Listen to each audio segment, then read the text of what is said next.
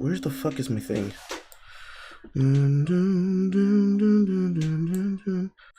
That's right, I'm on the wrong screen, that's why. I'm done.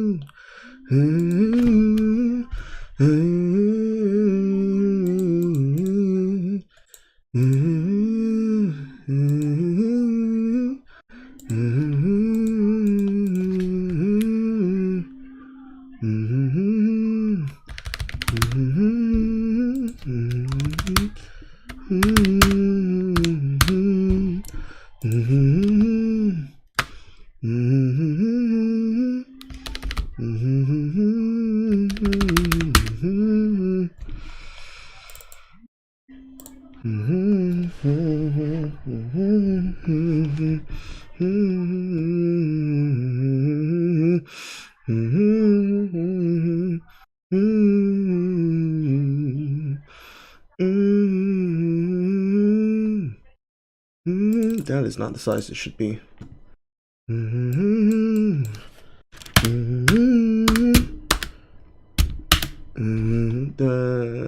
It could be longer. Why did I change it? I don't remember. That's too long. Or is it?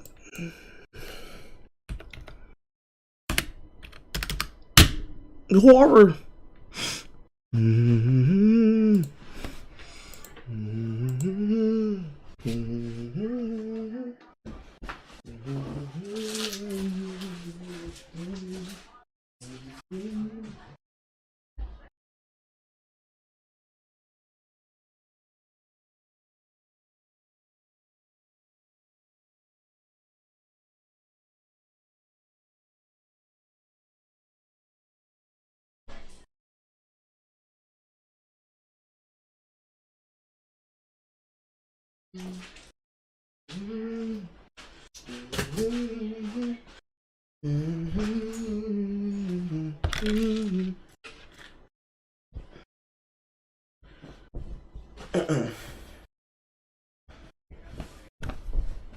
Then, back to what I was doing.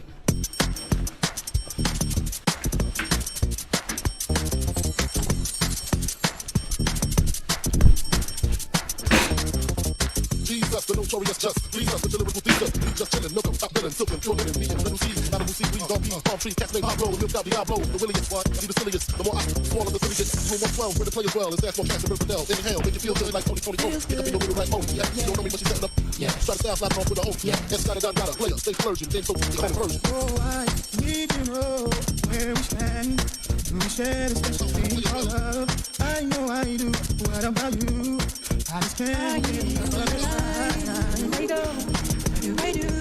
I can't live without your love. Thinking of you, makes me feel like I need your lead. Alright, now I'm good.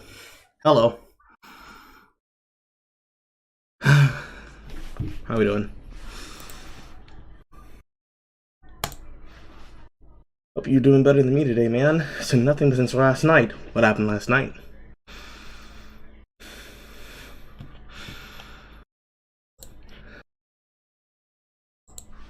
Of course. to the green room. There's no more putting it off. There's no more putting it off. There's no more putting it off. We have to dive in head first. Where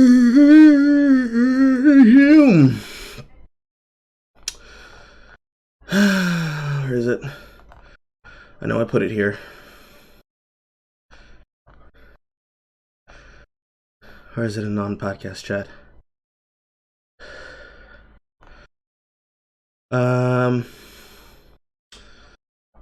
Yep, here it is. Alright.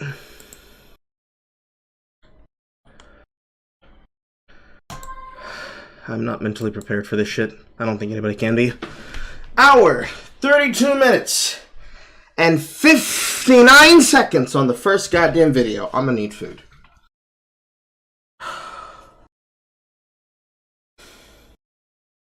See, we can't say, oh my god, I can't believe it's that long, because long man bad. However, I need you to understand, there's no way you can have a discussion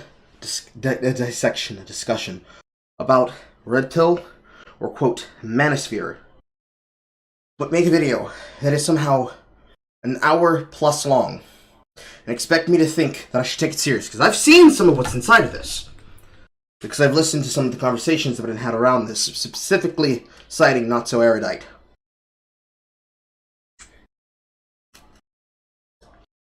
I gotta say, pretty fucking cringe, bro. I gotta say, pretty fucking cringe, bro. Trust me, you'll see when we get there. As for the content in question, I have not watched the videos in their completion. I've been saving that for camera. But it doesn't get better from here.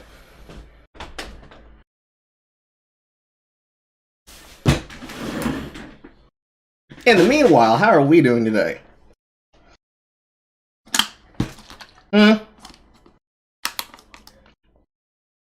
Isn't it supposed?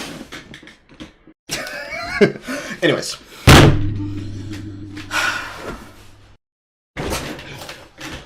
We have gathered here to discuss the brain deadness that comes from one FB signifier and his takes upon what he calls Redpill content creators, otherwise known as the niggas that you didn't diss platform by claiming everybody's putting them inside of a fucking pipeline. You, the royal you, Breadtube, must explain to me why I should care about this video. Videos, plural, there's multiple. I doubt we'll have time for all of them unless I'm willing to go along. And as you know, Carl will always go along. Is that? I don't understand the context. Is that a homophobia joke or is that a homosexual joke? Yes. And I never joke about sex. Except when I am. Now the real question. To decide what I want.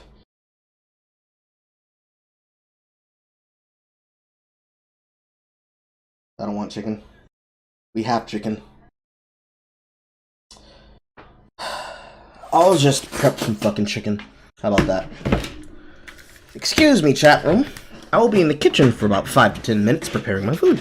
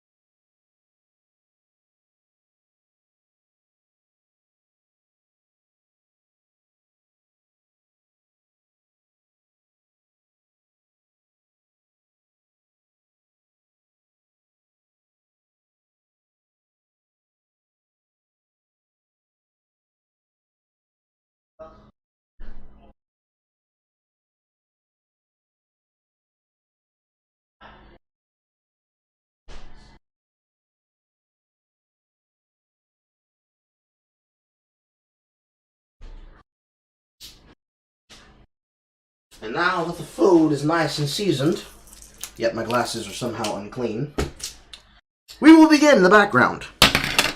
In order to understand what has brought us here today, we must first understand what is Redpill. And more importantly, what isn't Redpill. Those of you who watched the video I put out while we were waiting for me to upload the first of the edited content was a video describing and commenting on the known voluntary celibate waiting for the good, real, true sex by the name of Kidology. A British black woman living in the British Isles who, and I quote directly, wants good sex and believes that she can't find it because she has sexual anxiety. I could never put myself in such a position where men are so in love with violent sex and me wanting real, meaningful, good, earth-quivering sex. I could never put myself in the position of ever being sexual with a man if he ever had such an opinion upon what I would do. And ironically enough, even though I only name-dropped him as like a, bitch, we've been here, you ain't saying shit we haven't heard before, get to the real shit. Even though I dropped his name, and did not intend for him to show up, Bass FZZ showed up in the comment section, and I penned that shit! Not a pen of shame, but a pen of recognition! As I quote! And I'll put it up here, because I'm blind as a bat without my glasses. All I can see without my glasses is the coochie and that ass.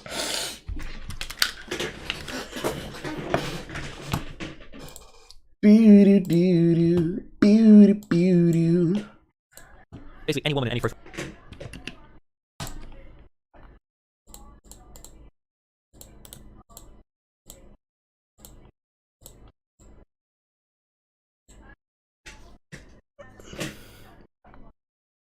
Boop.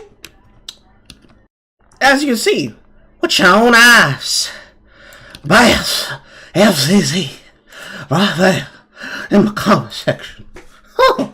It make me feel all recognized and shit. It get me hard in the heart, pussy. It gets me right in the heart, pussy. Also, I see you there, not applicable. I'm literally sitting on feet lasagna because I was deciding between whether I wanted to make it a music video or not. And I can't seem to make myself decide, so I'm probably just going to drop it as an MPV file. I don't know if it's going to be up to the quality that you like, but yeah. Anyways, right there. 28 minutes of straight facts. Also, hello. Hi. So, the British woman right here is having discussions with Destiny because she finds herself in the dialectic nexus that is internet content creation surrounding and about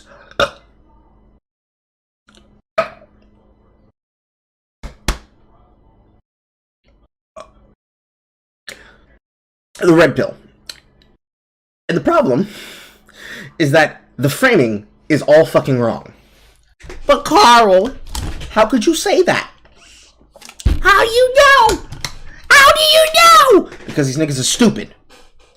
But how do I know? Because I listen to their words. 9 months ago, technically 10 months ago, this video, one of two, the other being Connecting the Manosphere, dropped from FT Signifier. As we know on this channel, motherfuckers are kind of fucking stupid.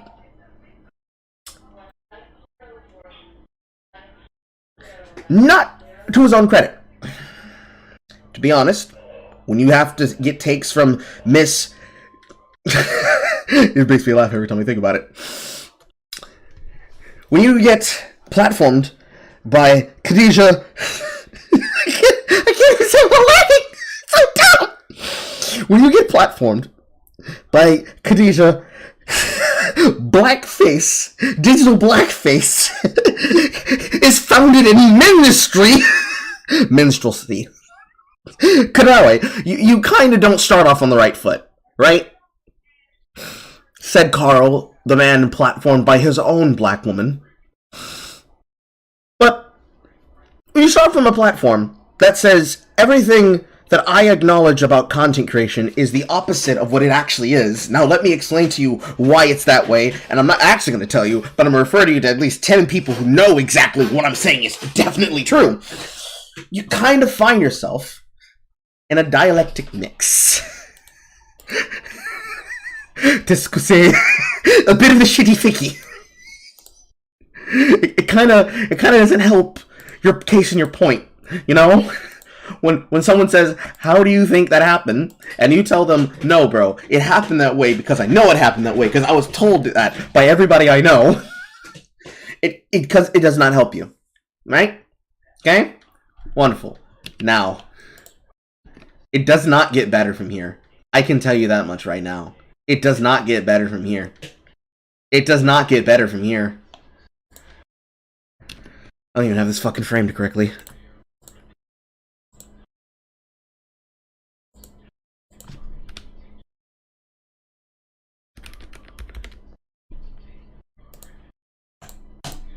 Okay. I need to open my fucking timestamp file. 0000. And now 2120.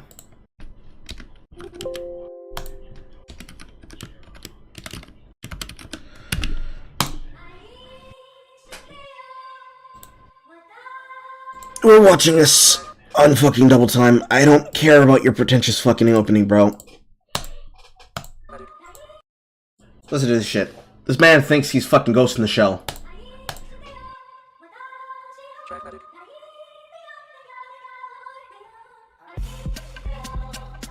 The ideal that man can aspire to is denigrated. With your ideal, it tatters. You're weak. That's definition.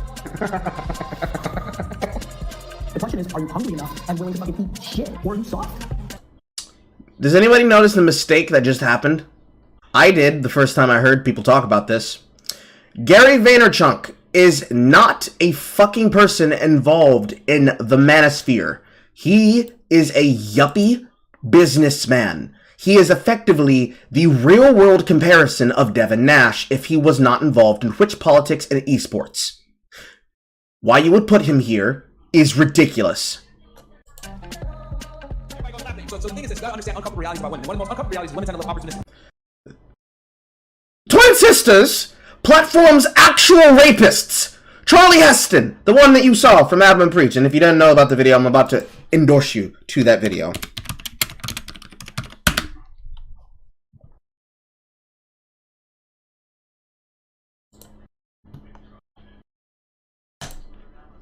We forcibly used to white girls. We used to put crack in their cigarettes. Woo! Bunch of dudes, but that's you. I'm fine with. You don't say shit. I'm. Or see if she wants to do it. No, fuck it. We think the same. Yeah. And you realize first if they were like, oh, That permission. So it's not like she came over and said, well, next thing you know, the door opens and 4 or 5 niggas come in. The train thing, yeah, it's funny thing to joke about stuff like that, but the reality is most of the girls don't want that. oh, we used to do it without permission. So it's not like she came over and said, hey, I want to sleep with all you guys. Yeah. We say, hey, man, that white girl like you. Get over here. And then we put shit. And then we put shit. There's a reason we all talk shit about Myron, okay? There's a reason why we mocked Myron. There's a reason why Abba was finna put Preach was about to put hands on both of them. Not one, not two, both of them. Both of them. Both of them. Shit like this. Me and you both. Me and you both, Preach. Me and you both. The audacity that you would put Jordan Peterson, Gary Vaynerchuk, I keep saying chunk because I'm addicted to saying chunk yogurt because I like mocking chunk yogurt. But there's no world where you put Jordan Peterson, Gary Vaynerchuk, a fictional character, which is a personification of what happens when a person's mental illness is not being addressed, and they feel and are actively the slag of society being left behind and abandoned because nobody wants to deal with them and no one has compassion for them. The emphasis of what happens to young men when they have one last bad day that breaks them, and sit them next to iPlatform rapists. Brain cells! Let's be fair for him, though. This happened 10 months after this video was made, so it's a little less about, I knew they were bad, and a little bit more of inconvenient timing that he can just blame off and say, well, see, I told you. But I write Sims and tragedies, bitch! And this is a fucking travesty! Anyways. It is what it is, guys. It's hard life. What does that mean? That means that they will die alone. Kevin Samuels actively talked to both men and women and told men and women, get your fucking act together. And when he realized, wait, I've told the men to start being actually productive and not lazy bums, why are these women talking shit about them? He actively talked to these women and they outright admitted that they were delusional. You all went to the grave mocking him. How do I know? Because you all made videos about him. One of which in particular that I'm going to probably have to watch through this entire diatribe is probably going to infuriate me because of the exact same style of hit piece that was made by the same content creator in question. Again, Peterson, Samuels, Ganderchuk, fictional character, platforming rapists, advocated for black men and black women to stop being fucking idiots and get together and actually cooperate as a community. One of these things is not like the others. One of these shits is fucking cap. What it means is, you will in effect leave this planet with nothing to show for it. Nihilism is what scares me and dudes the most nowadays, because I think the moment that people do start, particularly young white dudes, do start embracing that nothingness.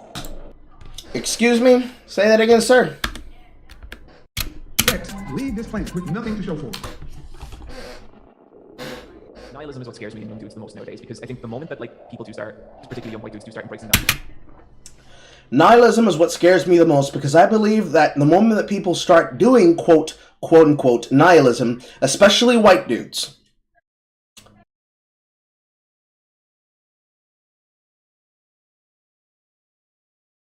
I fall upon the words of cock Nazi.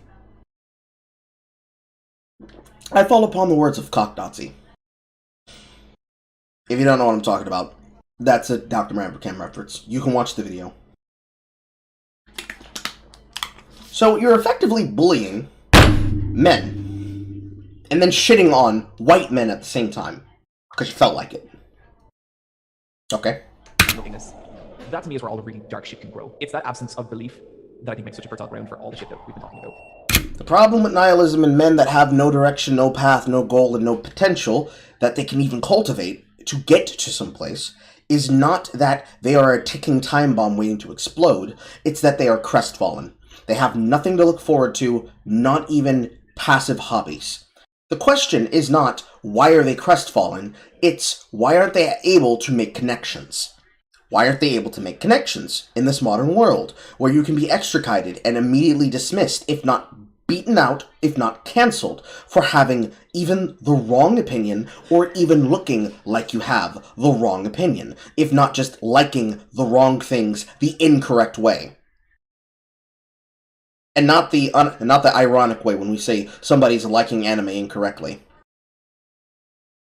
Who is the group of people that have made it an important factor of polite society to extricate people that they decide they don't like from polite society, and then blame those people for the crime of not wanting to be involved in the polite society that believes it's okay and based and justified and right to bully everybody that they don't see the ability to agree with?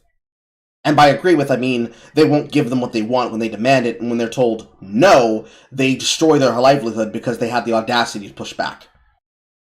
Who's that person? Who's that group? Who's that monolith?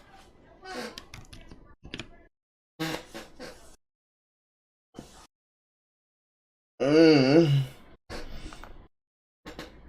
quarterly report went good too. That's nice. I'll draw some artwork for it. Just email me when you have it ready to go. Okay. Catch him back up on the chat. Hello. Hi. Hello.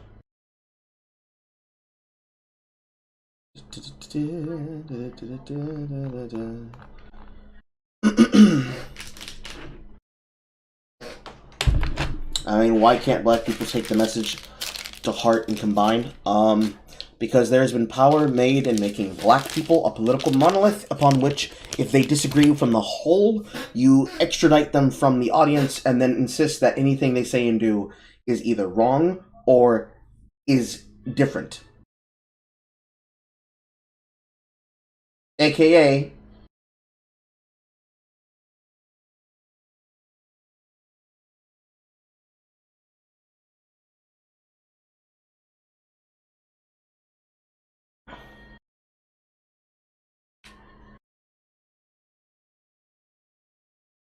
Sorry, somebody just sent me a very important text message. Hello.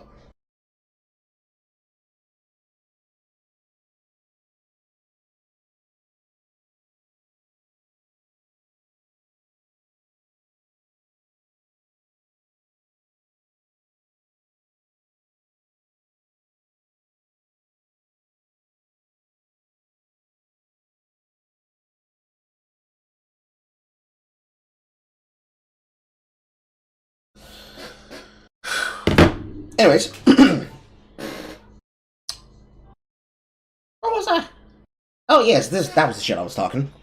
Black individuals have been made into a political monolith, where if they have the wrong opinions, they can be extradited from said community, and then when they're told, no, I don't have to agree with you, no, I'm not uninformed, I just don't agree with you, that is like saying, Heil Hitler. I look forward to seeing what you people do with that audio. Make sure to put the hat on backwards. And when you use this footage of me laughing, make sure that when you put it in front of, like, I don't know, somebody making a fucking video footage of me turning on the oven, make sure that you get the really good cackling. You know the kind where my eyebrows go up real wide. You know, I'm trying to remember the goddamn name of the goddamn actor. Actor for The Shining. I don't know why his name's not coming to me. That laughter. You know the kind. That kind.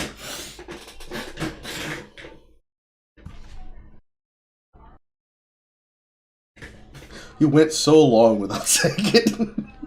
I mean, it's been a very long while since I've said the word Hail and Hitler in the same sentence while also talking about a topic and subject. It would even be even better if you guys use the version that I just said. Just cut out the spaces between Heil and Hitler and make sure it sounds like I'm ironically saying this shit. And then, I don't know, take a picture of PewDiePie and paint it black.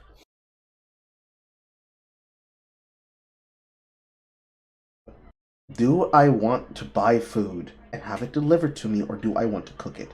Do I want to do both? I feel like I want to do both.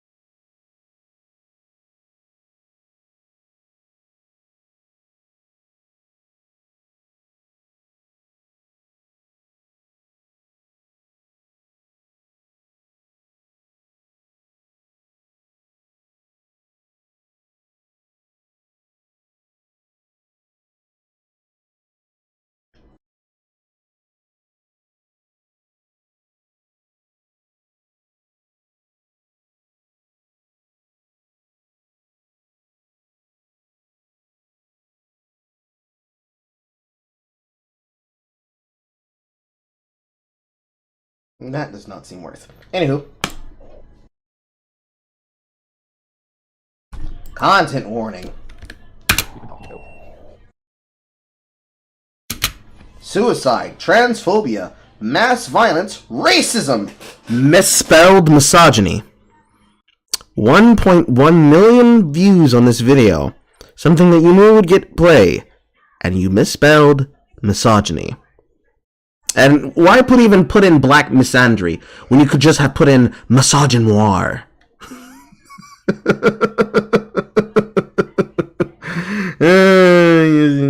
It's all fucked. And of course, childhood trauma. It's all childhood trauma, isn't it? So almost a year ago, I released a video called Edgelord Movies and the Men Who Love Them. It was actually loosely based on research I had been doing for years on the manosphere, specifically around spree shooters for my graduate studies. Because spree shooters are somehow connected to films. And connecting them to films had absolutely nothing to do with the fact that people decided to associate a particular content style and a particular character to that personality trait. It couldn't at all have been something that y'all motherfuckers did without ever actually thinking about it. No. Responsibility? What's that? I've been making videos for around a year and had little to no traction or momentum for the channel, maybe like 500 subscribers at the time. And I was just trying new things. I had only like recently started speaking on camera in my videos. In fact, I think this may be the second video that I had done on cam. So today I'm making a video that, I don't know, I wonder if this will be received in the way I hope it will. And I was kind of scared, and it's very much an experiment. And in a lot of ways I didn't know what I was doing. I knew my topic area, but you can watch the video and see the phone that I was filming on. This Samsung. Who cares about your recording equipment? Buy a phone, get a fucking webcam that can record in 720p if you like having potato cam webcams like I did, and make the video. Have no fucking picture, and just have the words on the screen. If your point is salient, they're going to have to find a way to do anything other than talk about what you look like.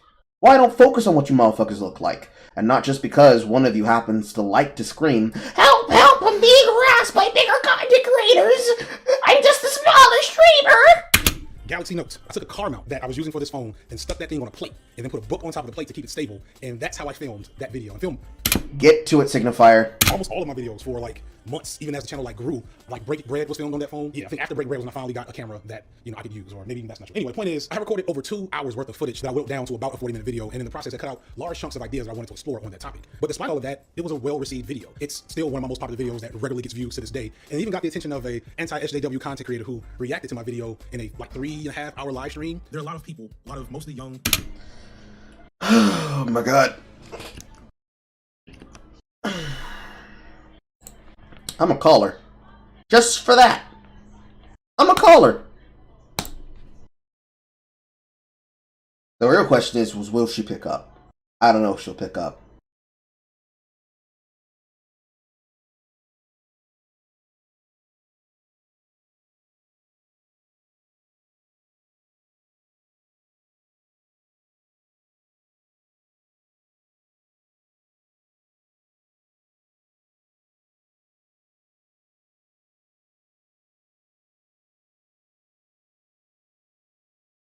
She's either asleep or not at her computer.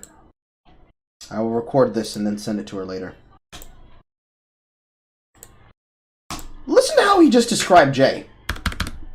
Well-received video. It's still one of my most popular videos that regularly gets views to this day, and even got the attention of a anti-SJW content creator who reacted. Anti-SJW content creator.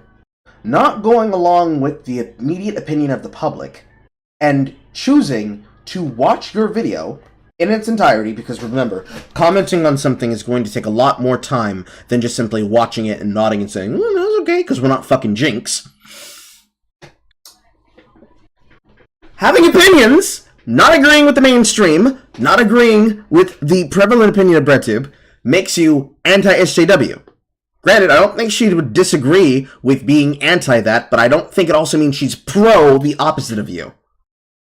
There's a place between on your side and not on your side. I don't know if you guys can see it, because it seems like it's blind to you. Are we not allowed to call it a blind spot anymore? Also, yay, you got your second channel back, yay. But, I don't know, what's the appropriate term now, chat? You can't say blind side, what's the appropriate term? The thing I don't look at? The elephant in the room.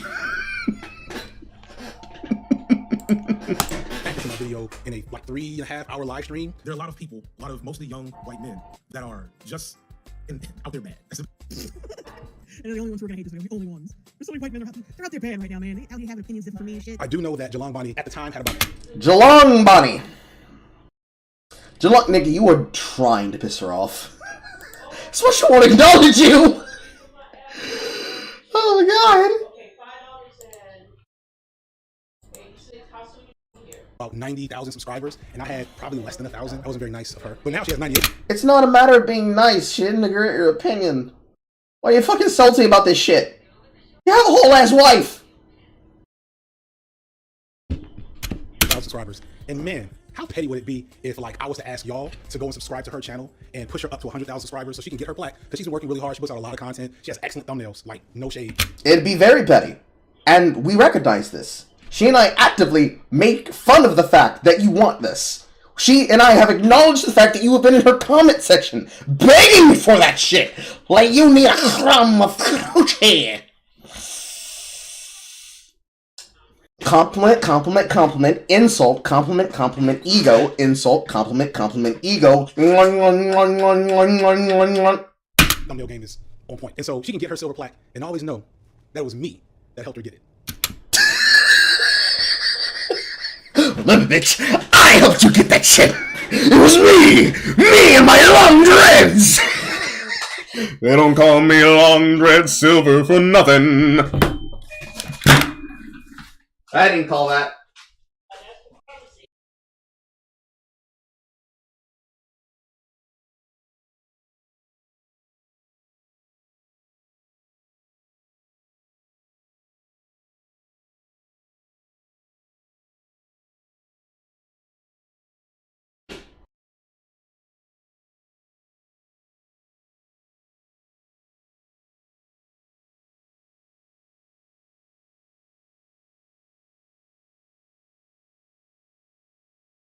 For doing his job? Okay. Okay.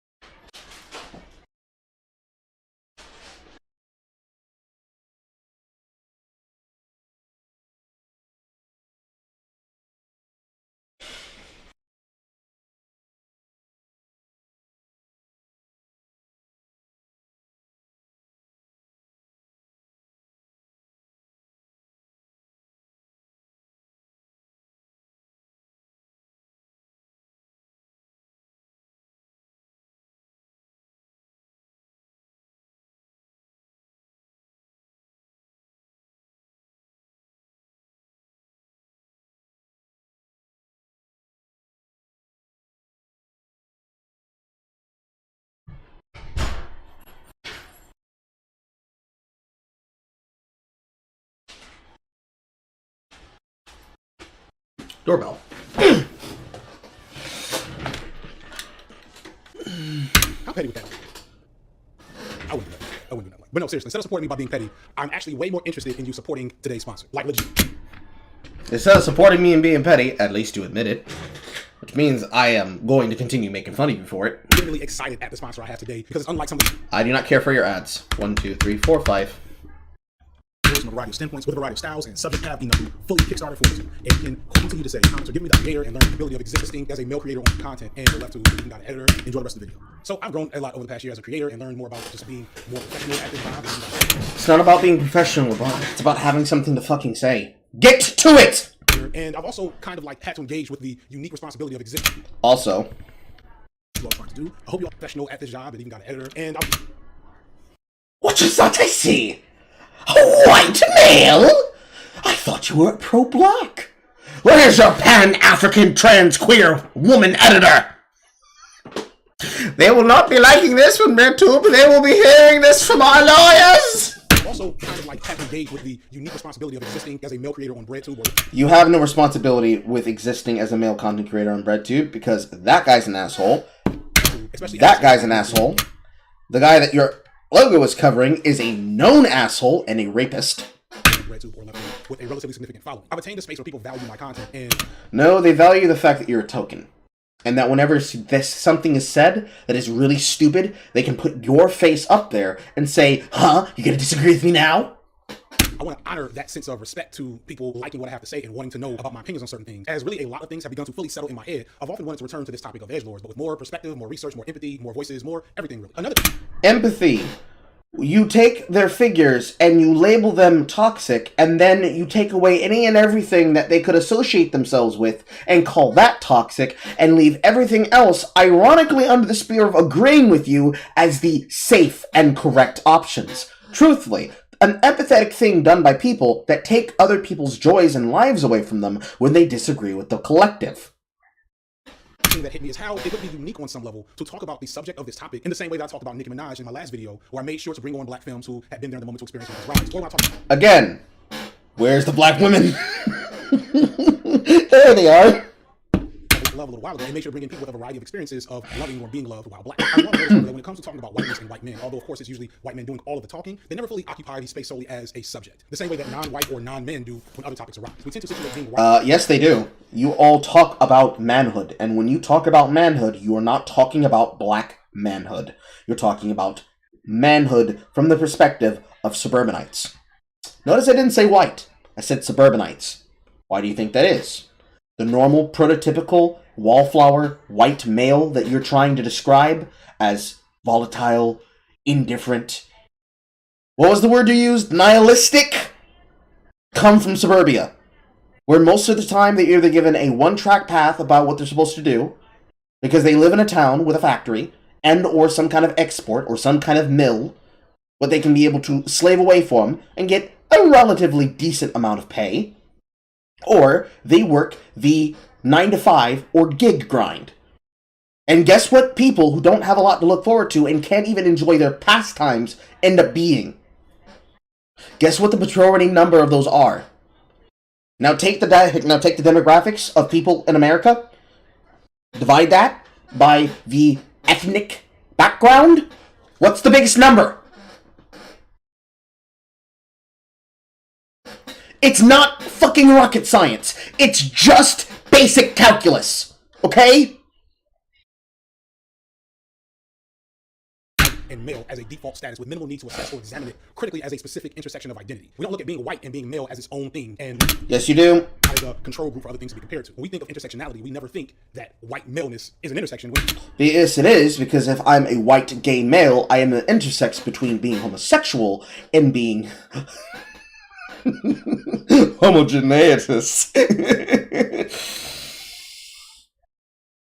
If I am a black, queer male, that is an intersection between blackness, political blackness, queerness, gayness, and the male status that comes with, and how both of those things are in conflict with each other. At any frame of anything that you could ever delineate yourself as by saying, I'm pro-black, pro-Asian, pro-Irish, and put any other transfixing label that I could find in your profile on Twitter, and that is an intersection of those things. There are many of these males who declare themselves as male to female, and claim that along with every other status. You don't talk about those things because y'all most definitely are not want to talk about the transgender shooter that just occurred, and you're not going to talk about the intersection of what their bedroom looks like. What would be the intersection between their politics, their personal preferences, and the violence upon which they committed that was extremely illegal? How much cope is going to be involved when it's mentioned? These are things that I'm asking, not because these are supposed to be dead open answers, but these are the dialogues that can take us to places. Remember, words are a semiotic wormhole that take us to constructs and ideas. When you say, I cannot find and think of, and we have not discussed, and we have not thought of, or framed white males as a subject, if not the speaker of topics and subjects, I say to you, where have you been in corporate America? It is. But even just me invoking the concept of intersectionality and saying the intersection of whiteness and maleness, and for the most part cisgendered and hetero, that's somewhat transgressive. And I know from experience that there are going to be those who are uncomfortable with evoking such a standpoint or critical lens to talk about white men, and I get that.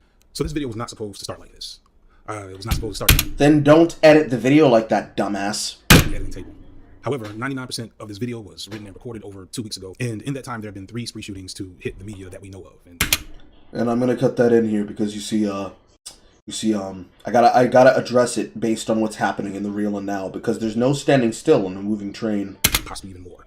This video was meant to be an examination of the manosphere and serve as my perspective on it as a whole, from its history to its reason for existing, to its less toxic elements, all the way over to the extreme portions of it that in some ways lead to what we have been seeing these past few weeks. The first this video made before the recent news takes a empathetic and inquisitive look at the types of boys and men and behavior that we often associate with spree shooters. I make a relatively transgressive argument that says that we need to look explicitly at the intersection between whiteness and maleness, and it's awkward. It feels weird to do that, and it feels even weirder and almost kind of gross. Then stop doing it.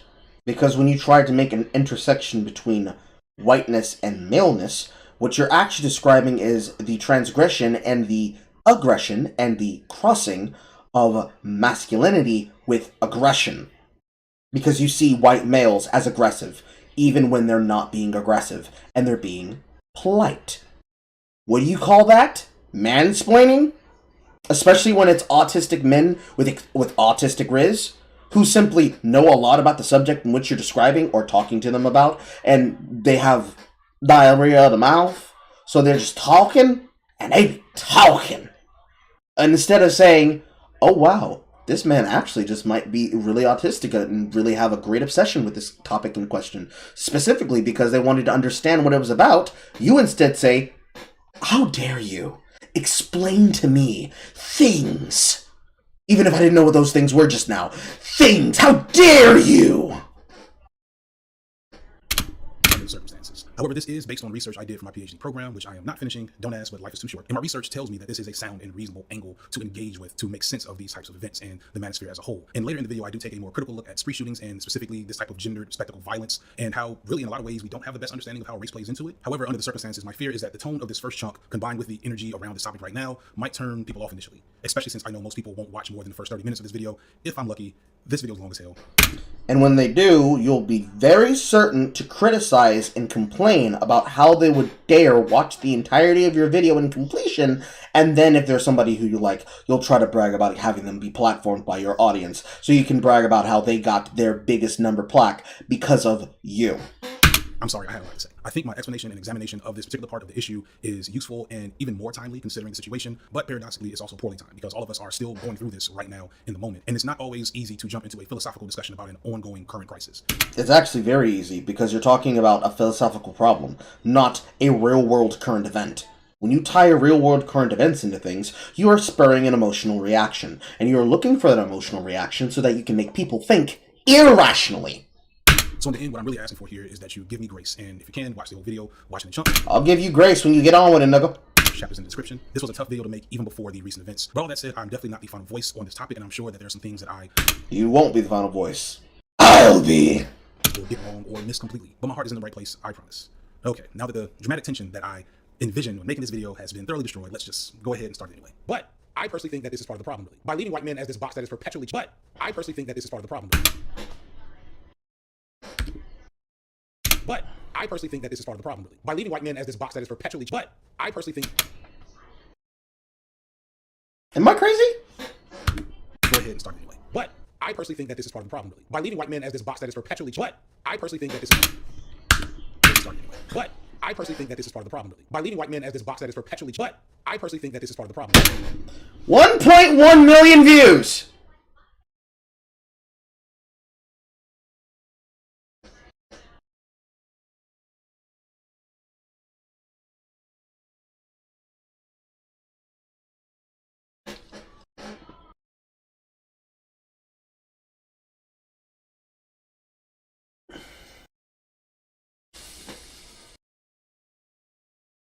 I never want to hear another person tell me about my editing style ever again. By leaving white men as this box that is perpetually checked when we begin to analyze social issues, we leave a lot of details and information underdeveloped. Now, I don't know if what I'm about to do will work because I am doing something a bit transgressive, but that's the nature of science. So if it doesn't work, I'm sure somebody will come behind me and fix it. And if it does work, you know, maybe we'll do something special here. And to make it work as best as I can, I have made the effort to talk to some white dudes, all of which have that unique standpoint of the edgelord identity that can provide some perspective explicitly about it. Edgelord does not mean likes and posts memes on the internet. Edgelord means sits inside of V and B on 4chan, actively participates in the Fediverse, and has a disdain for people like you. Edgelords basically means people like myself. Not myself, like myself. But more misanthropic.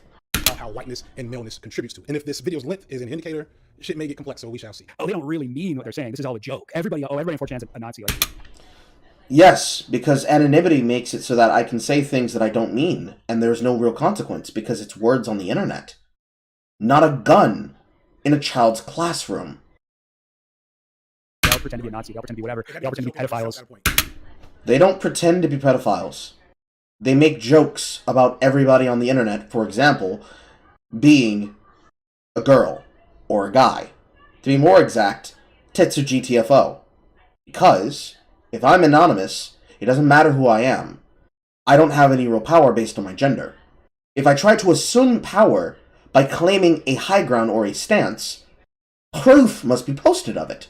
And by posting proof and seeking the validation that would come from posting proof, like someone accusing you of being somebody who's not about that shit, and you're about that shit, and it's time to create demon time, when you establish that information, you have to first be able to acknowledge that you sought validation through enabling that status.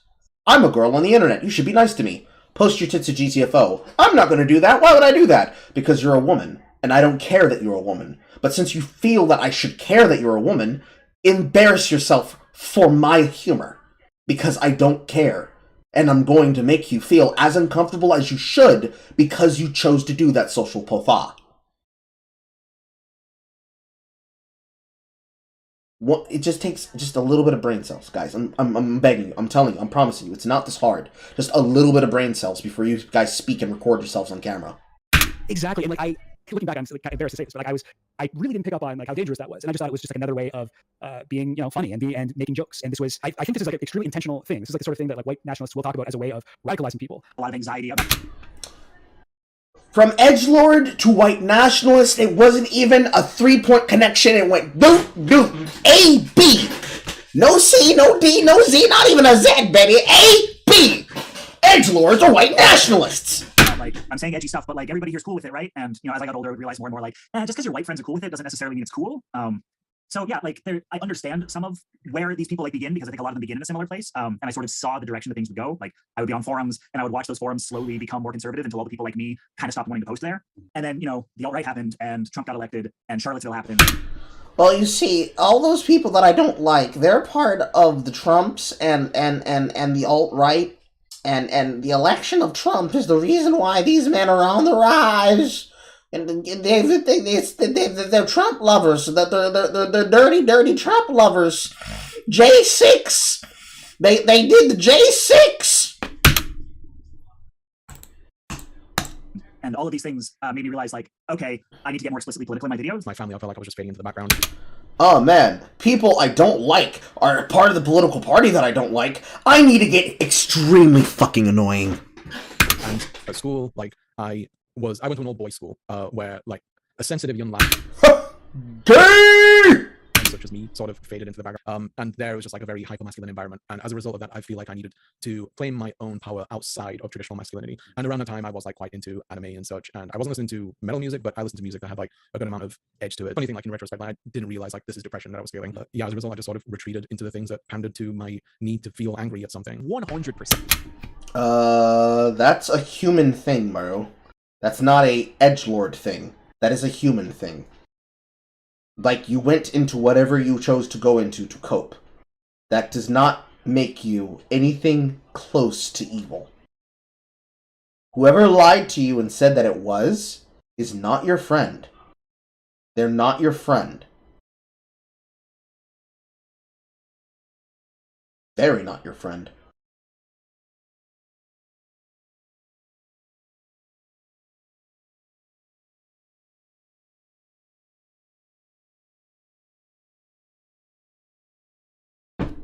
Like, I think the only reason I probably don't have, a bunch of problematic shit floating out about me is because I didn't have, a Twitter account when I was 15.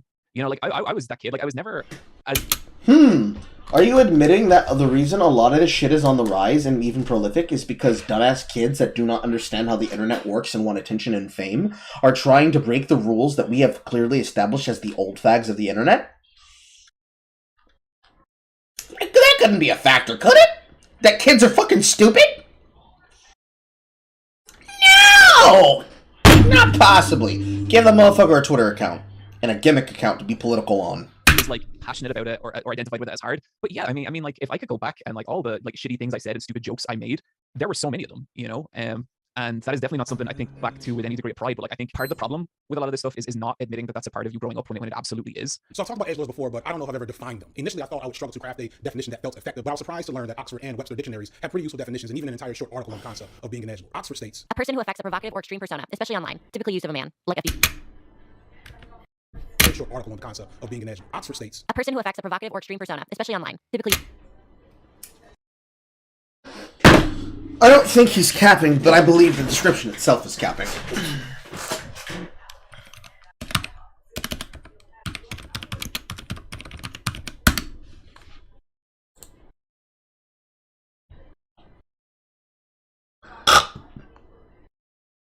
Excuse me?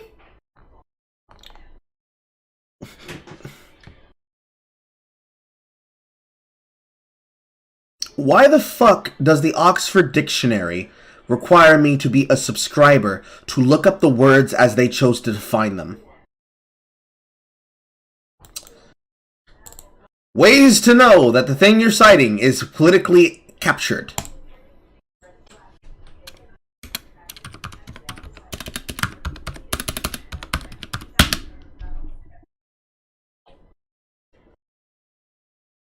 Let's go to Cambridge University Press and Assessments.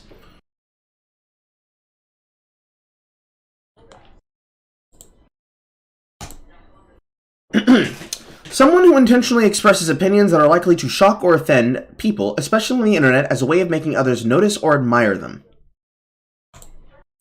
An edgelord, who is someone on an internet forum who deliberately talks about controversial, offensive, taboo, or nihilistic subjects in order to shock others in an effort to appeal cool or edgy.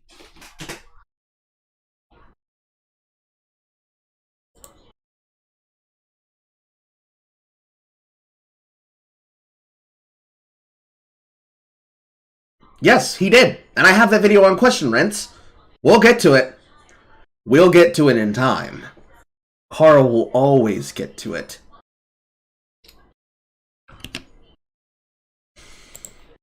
The use of a man, like a signifier. Webster states in the article. For all the internet offers, it sure does come with a lot of drama. Bickering and comments. Also, that was cool. That was very cute. Especially online. Typical use of a man, like a signifier. Webster I'm kind of an edgelord myself, don't you know? states in a short article. For all the internet offers, it sure does come with a lot of drama. Bickering in comment sections, thirsty attention seekers on Instagram. If you spend any significant time online, you're likely to encounter some odd and difficult personalities. One such person might be an edgelord. The word is taken hold to refer to one who makes wildly dark and exaggerated statements, usually on an internet forum, with the intent of shocking others. There is usually a tone of nihilism to such remarks, the kind that might be flagged by a counselor as antisocial behavior, similar to FD signifier. Urban Dictionary, I think, has one of the most useful definitions, and I know Urban Dictionary is not an appropriate source, but I think for like internet slang, it's probably one of the most appropriate sources. I don't know. A poster on an internet forum, particularly 4chan, who expresses opinions which are either strongly nihilistic or contain references to Hitler, Nazism, fascism, or other taboo topics which are deliberately intended to shock or offend readers. Kind of like FD signifier. These definitions, I think there's three things that are important to establish. One, edgelords are a specific type of internet troll identity. Two, edgelords are invested in the shock value. Edgelords are not internet trolls, and internet trolls can be edgelords, but they are usually not edgelords. Internet trolls are people who are saying shit just to piss you the fuck off. If pissing you the fuck off and saying things to upset you makes them an edgelord, then anybody who ever disagrees with you is an edgelord. And anybody who disagrees with anybody else can be an edgelord. Do you see how this becomes circular reasoning?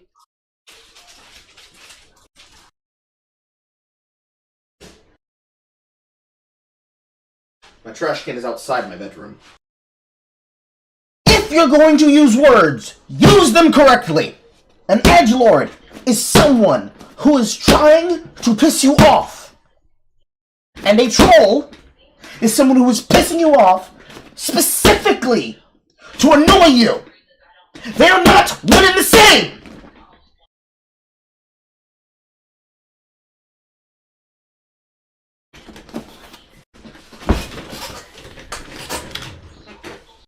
Their persona and behavior and the attention that comes from it. And three, edgelords actively reject conventional social behavior and to an extent interest in identities that may be more appropriate for the status quo. Four, edgelord ideology has a lot of connective tissue with problematic schools of thought such as nihilism and fascism. A lot of the academic discourse.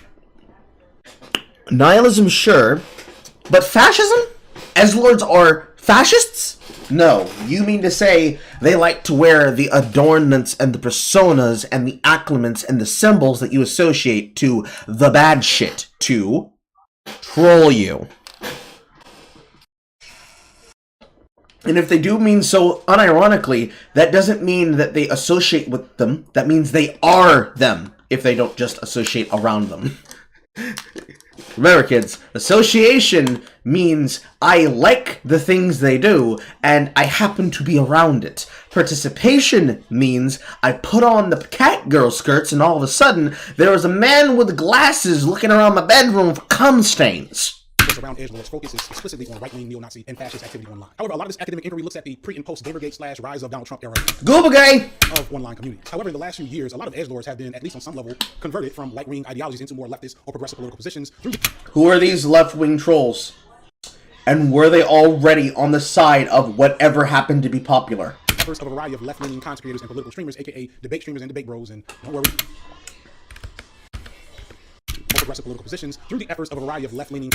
ContraPoints didn't convert anybody. ContraPoints just makes videos to sound talkative and has admitted that that is a person who likes to look femme to fuck with and annoy and confuse people.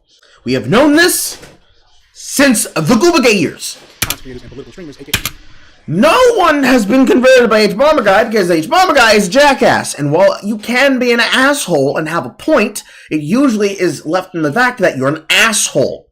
So nobody wants to listen to you or give you the satisfaction. debate streamers and debate bros. And Hassan is a jackass who actively brags down to, berates, and talks down to the very people that he hopes to convince to be on his side because he hopes that his good looks will convince the dumb girls that retweets his videos. don't worry, we won't be here. We won't be here for long. There are different roles that mockery can play in getting people out, but I do think there's this niche of, okay, but how do you actually connect with people, and how do you actually figure out what is this individual person's story? Why is this?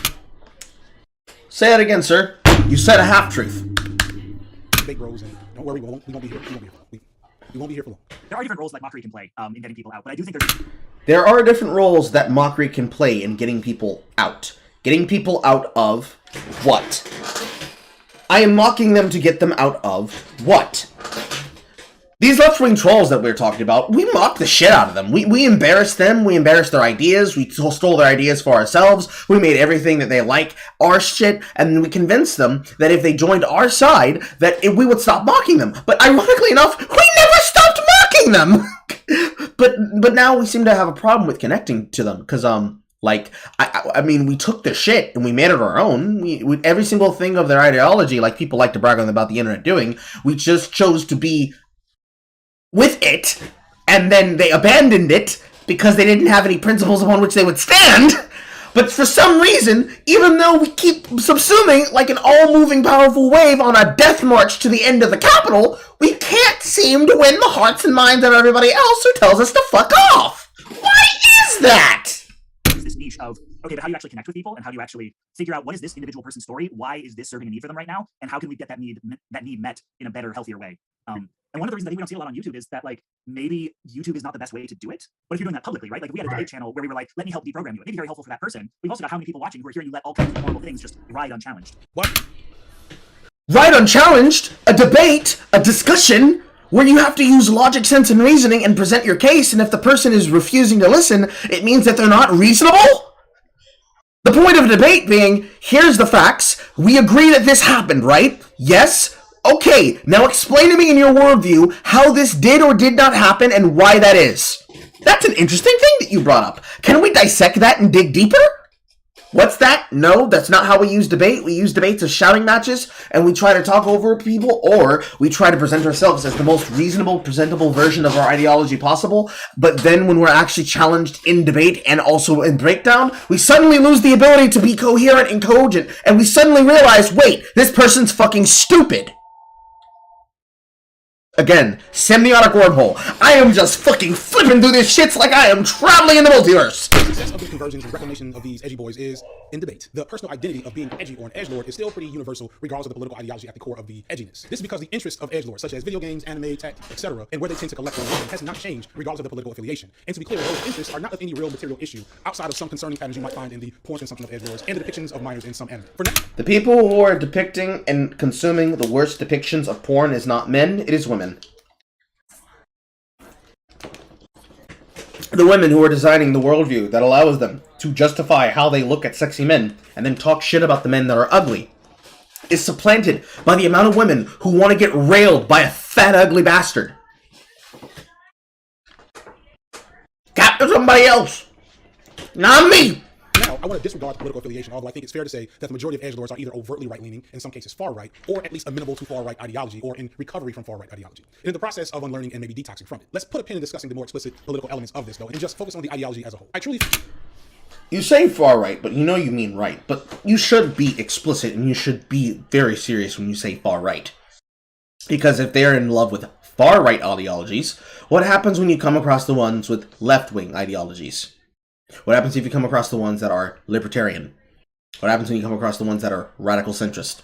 What happens when you come across the ones that are right-wing, but are not far right-wing? And by far right-wing, You mean people who are clearly the evil ones, and when I say right-wing, I mean people who think that it'd be cool that they don't have a teacher that's trying to force their child to learn about sexual topics without their consent. Bro, you just like bling, bling, bling into a fucking wall. At some point, you gotta stop hitting your head. This, by the way, signifier, is the reasons why most people don't do debates. In a debate, the things that you can do in a edited video essay does not work.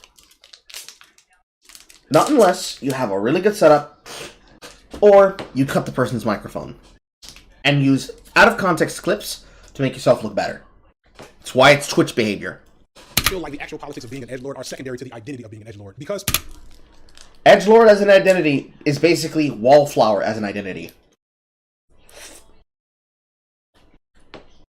Because, to be honest, every person can be considered an edgelord because we all enjoy dank fucking memes. They're a mimetic mutation of how a person unwinds and relaxes. You come home, you sit down, you crack open a cold one, you suck it down, and then you make some dank memes and post them on the internet, or in this case, Twitter. far-right politics have an advantage here because more leftist and more left-leaning political frames are far less tolerant of edgelord behavior than the far right. In my last edgelord video, and I think in pop culture, we often see the Joker as...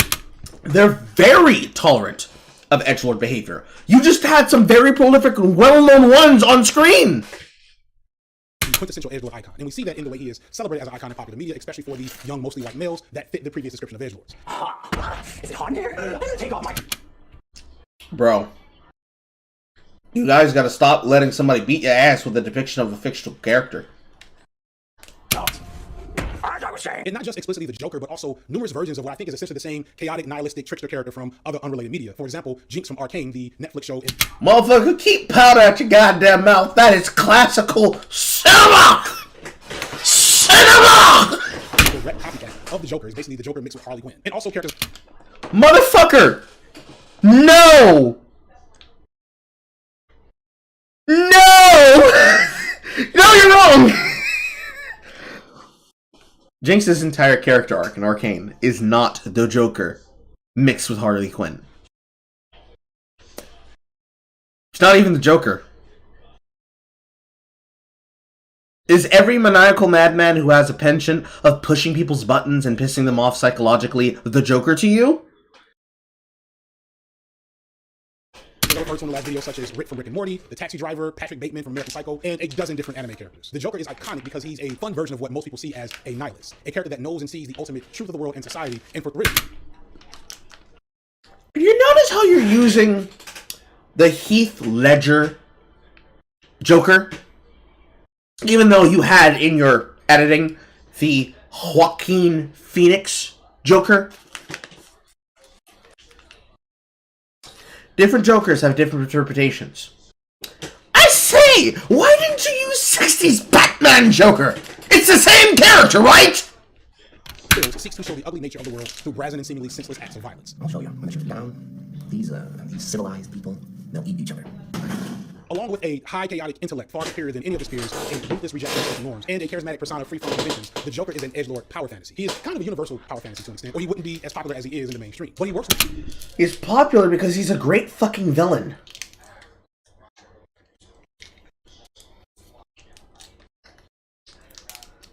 While we like to joke and claim that there are not men who unironically choose to pick, once they reach the age of identity, for particular personas that they want to make their identity on the internet,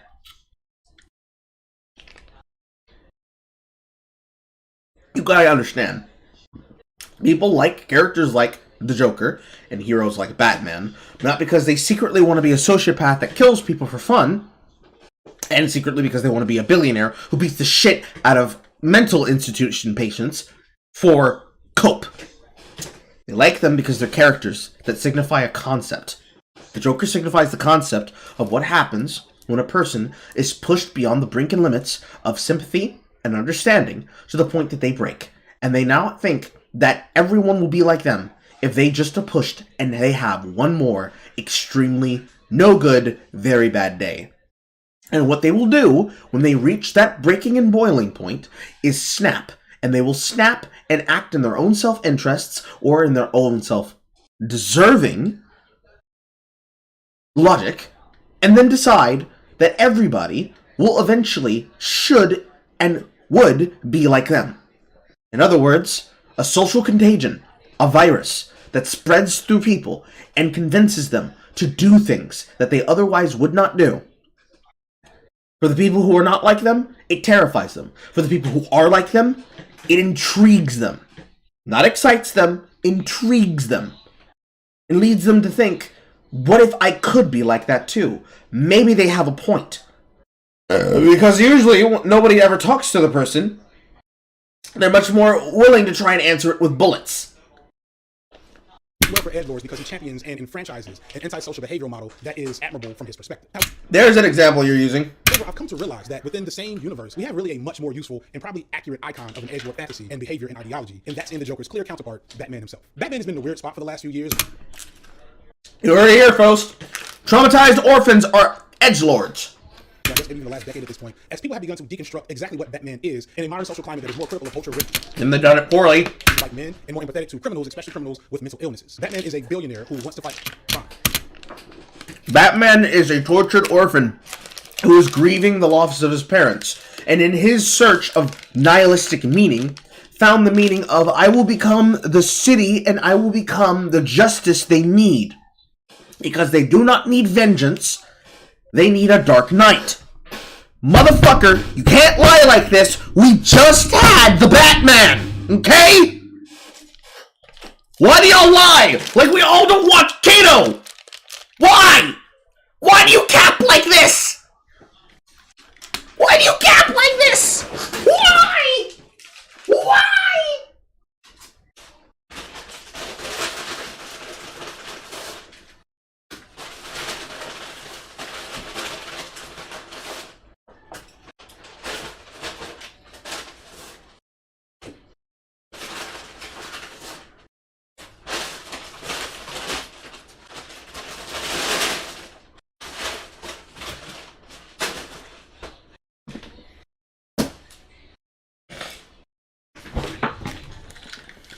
And instead of investing in infrastructure and public health and economic... You're even using the version of Batman I just described. You're even using Robert Pattinson's Batman. So, you know you're lying. Community, he breaks the legs of petty criminals. Yes, and the entire point of the film was that he was learning that what he was doing was not instilling hope, he was instilling fear, and even motivating people like the Joker. Well, excuse me, not like the Joker, even though technically the Joker isn't truly in the film, except as a cameo and a voiceover cover, but instead, Edward Nigma, the Riddler, to try to, quote, be like him. And the entire point in the said film is that he was going about it the wrong way, and now, baptized and given a new proper purpose, he will be the light that guides them. This is an unfair oversimplification, of course, but that's part of Batman's discourse right now. This discussion on why is this what he chooses to spend his time doing. Which is because he had fucking problems, and he needed to see a therapist. And unfortunately, what do you tell a small child who is traumatized about the fact that they just witnessed their parent get killed in front of them? Why the newest Batman movie, The Batman, did a lot of work to engage with how to perceive and deal with Batman as a hero in the current political moment. To do... It didn't talk about him being a hero in the current political moment. It talked about him being a hero in a city that was on the edge of the fucking race wars! Media literacy is dead! Oh my god!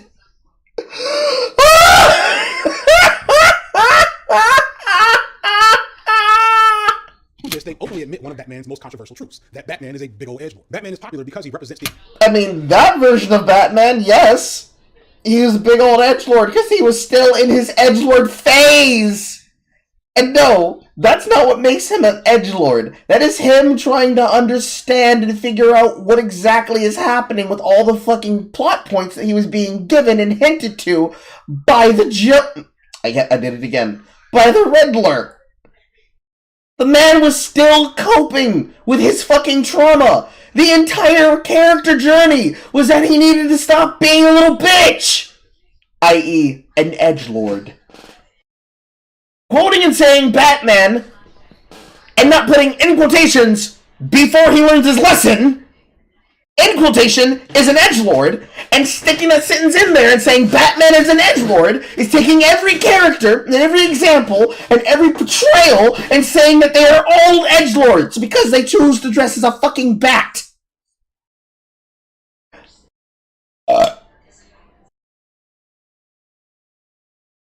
More importantly, I'd like to get to the part where you have anything to make this make sense, because it doesn't. Fictional characters! Fictional characters!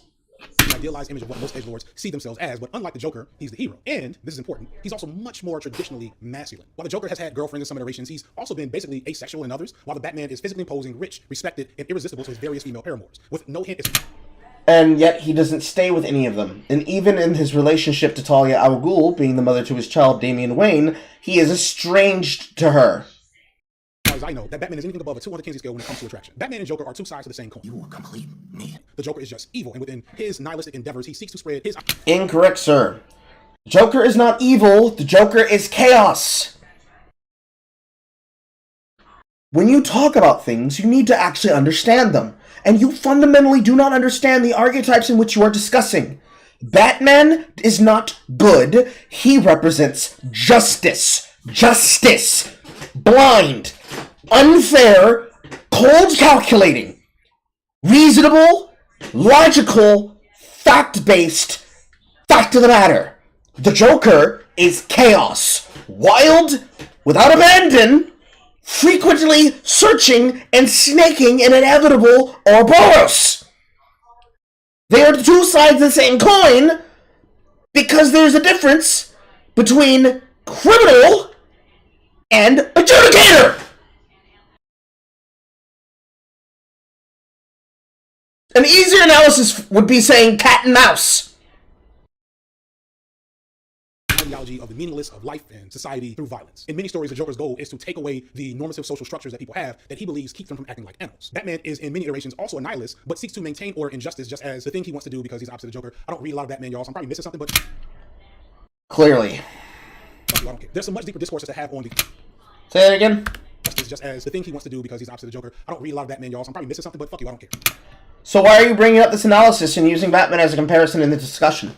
You don't care about the character, you don't care about its worldview, you don't care about its understanding, you don't care about the analogy, you don't care about the numerology, you don't care about any of the things that makes the character, the fascination, and its worldview, and the stories and world building that it gives upon the actions of the characters at all. So why are you using them?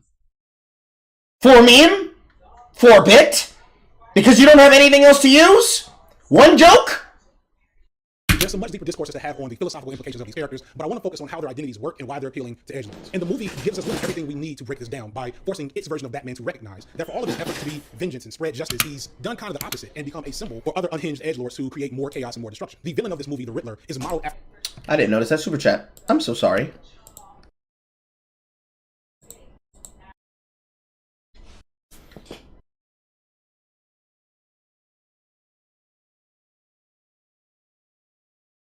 I need to take the fucking thing off to Do Not Disturb.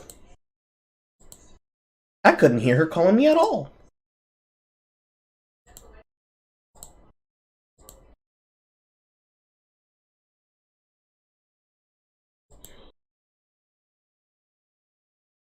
I finally got to the part where he was talking shit. What? What?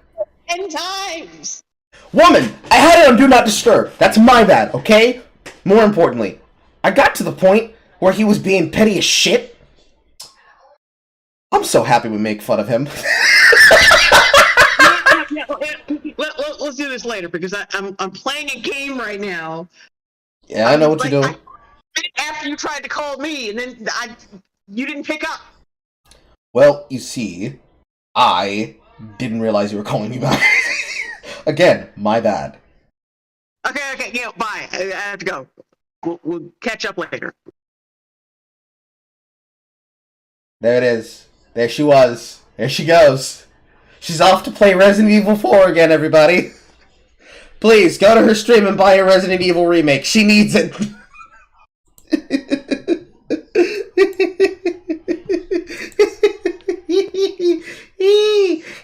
Anyways, let me do my job as a streamer.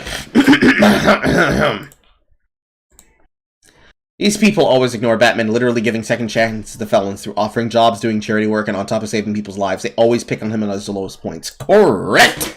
Hellfire. Correct. And if Batman was a nihilist, he would not be doing what he did, and he certainly would not have as many Robins as he did. Every single Robin and every Batgirl is the example of somebody being given a chance to basically seek the same kind of goal through what he did, and each of them becoming what they were demonstrates exactly what happens when a person who is a Robin tries to be Batman. Robin 1 becomes Nightwing. Robin 2 becomes Red Hood. Robin 3 becomes Red Robin. Robin 4, I'm not even sure. I think he's just normal Robin. Cassandra Cain of Ninja Robin. Barbara Gordon, Batgirl. His cousin, Batwoman. In every single spans in which you can use in the main universe, where there are these where there is a member of the Bat family, every single one of them were given an opportunity by Bruce Wayne to basically seek a kind of life following what he did. That didn't necessarily mean that what they did was good. It didn't necessarily mean that what they said was right. It didn't even mean anything else. It just meant he saw someone hurting and he said, "Let me give you an outlet." It was basically Batman creating a Big Brothers Big Sisters program, except they have an extremely strict regimen of Taekwondo.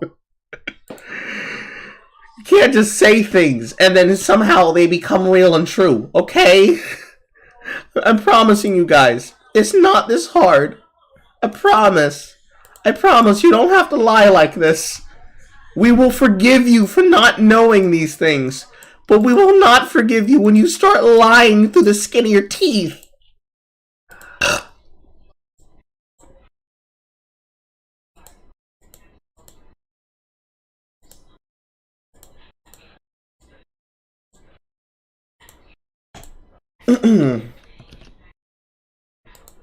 After a clear reference to your stereotypical self-important Reddit edgelord, seeking to strike back at a society that he feels has wronged him. I'm giving you a chance. No one ever gave me a chance. In a fashion not all that apart from how Batman moves. The Riddler sees himself and Batman as kindred spirits. Because even though Batman doesn't overtly attack society indiscriminately, he also clearly feels above it and beyond his authority, or he wouldn't be... I did.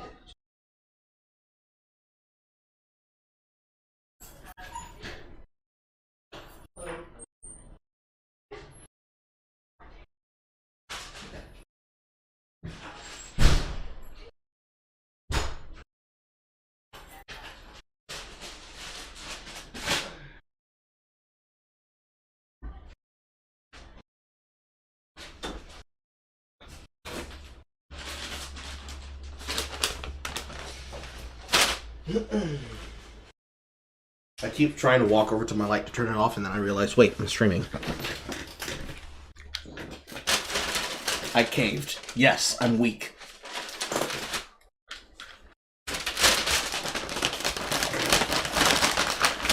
Get the damn bag open. I swear.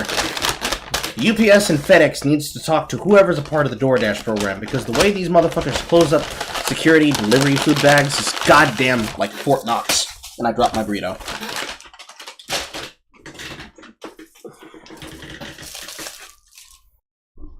Working so gradually outside its laws and expectations to pursue his goals. And it is understandable and related to not put your faith into society and social structures, acting in a way that is fair and just to you or to society as a whole. I think that makes perfect sense. I, as a black man, know this firsthand from numerous experiences that the way the rules are supposed to work and the way the rules actually work can be very different depending on the circumstances.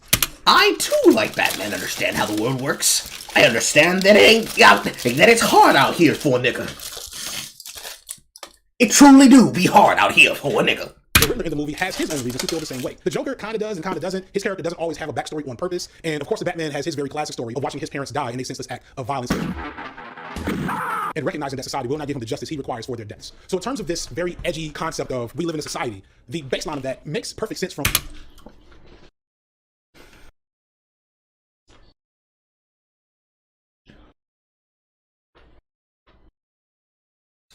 He said a half-truth just now. for their deaths. So in terms of this of violence and recognizing that society will not give him the justice he requires for their deaths. Sympathy. Not justice. Sympathy. The reason why Batman holds a vigil, because that's what being Batman is to him. A vigil. Those of you who disagree, watch Legend of the Phantasm, or excuse me, Mask of the Phantasm. Batman does not believe he is allowed to be happy. So he fights injustice. Creating contingency plans for the actions and evils of the world. Because he wants to miss nothing. Because all it takes is one person who slips through the cracks, and you can end up with a Lex Luthor or Joker on your hands. So in terms of this very edgy concept of we live in a society, the baseline of that makes perfect sense from a lot of reasonable perspectives. Myself and the Riddler and Batman, and even to an extent the Joker, wanting to reject societal pressures and barriers in order to pursue what you think is right, I think that's something anybody can relate to. The Joker and the Riddler do not reject social norms to do what they think is right. One wants to irritate society. The other wants society to break down and admit they're just like him. But it also connects to what I think is an important axiom of the edgelord identity, again, regardless of one's political affiliation, which is that being an edgelord is a frame for these boys and young men to reclaim a sense of power in a society that has in some way made them feel disempowered. Batman, that can be true, or moreover, Bruce Wayne, is very reasonably scarred by the trauma of witnessing his parents' murder. This event, like any event of childhood trauma, makes him feel disempowered, and he seeks to reclaim this power in the form of the Batman. Batman exhibits wholly antisocial behavior and wanton violence. He develops a nonsensical ethical code to absolve himself. Wanton violence, unlike the actual violence he commits with fair reasoning. The kind that pushes him to become a member of the League of Shadows. The kind that pushes him every night to put on a batsuit and get shot and stabbed. Because it's violence that fuels him, not compassion. Why would it be compassion for a city he loves? Of responsibility for enacting this violence on numerous people, and worst of all, he fabricates this sense of self-importance that positions him as some type of virtuous warrior of truth, providing what the world really needs through his righteous actions. Is a man, and flesh and blood can be ignored and be destroyed, but it's a symbol. It's a symbol that can be incorruptible. And within universe and many Batman stories, again, not an expert on Batman, you see that most everyone else kind of sees him as a weirdo and a loose cannon who, at some point in time, is probably going to be a danger to everybody else. Batman fails at developing productive interpersonal relationships in almost all of his iterations, never being close to anyone as Batman or Bruce Wayne, mostly due again to his single-minded focus on what he sees is a noble goal, and his inability to function as a well-adjusted adult. An inability, again, shaped by unresolved childhood trauma. The Center for Disease Control has a lot of research on ACEs, aka adverse childhood experiences. Numerous studies show that there are... Why does a center that is based on the understanding of diseases, infections, and parasites have anything to do with psychological profiling? When you can ask yourself that question, you can realize what happened to COVID. And now I'm demonetized if I wasn't already. Direct correlations between adverse childhood experiences and a number of negative behaviors and mental health outcomes, such as perpetrating and being victimized by violence, mental illness, substance abuse. It's stimulating, mind expanding. It's the in thing, the hula hoop of the jet generation. ACEs includes things that are very common experiences for edgelords, such as being a victim of bullying or sexual abuse, neglect, social isolation, or actual pre-existing mental illnesses. I felt very disempowered. And I had like a bunch of problems going on around the time too, like family violence. And it was around that time where like I just, amidst my family, I felt like I was just fading into the background. Newsflash. Everybody who would have those things happen to them would feel disempowered and disincentivized from interacting with society. Now imagine how those male rape victims feel when they talk about their trauma and people mock them and say, bro, you should be happy that you got molested. Is it clicking? Is it fucking clicking? I don't think it's fucking clicking.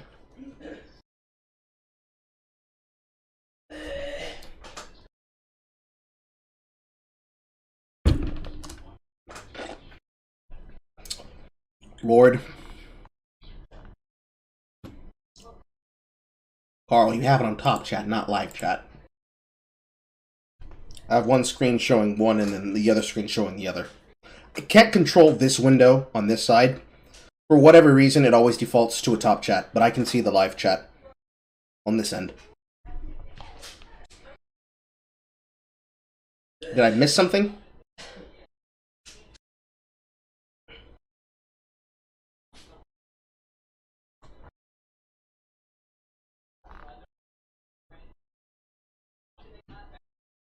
Listening to Jay shout at Ari from the background to your stream is hilarious. Okay. We're good? We're good. And that's like how I think of addressing people in these situations. Like, yeah, some of the things that they believe are just abhorrent. Like, they're just truly awful. But everyone gets to that point somehow. You know, like you say, no one is born evil. It's just something that people are formed into. Everyone has a story. They all reach that point in some way. And usually along that journey, there is some pain. And that pain has to be validated, regardless of how it comes about. So it's not hard to see how Batman fits into the edge. He said a profound thing just now. And he sped right past that shit. However, pain and evil are not learned. They are taught. What we in society declare as evil is what in nature is known as selfish. When we say this man is an evil person, like when they say Trump is an evil person, what they mean is he's a self-centered, greedy person.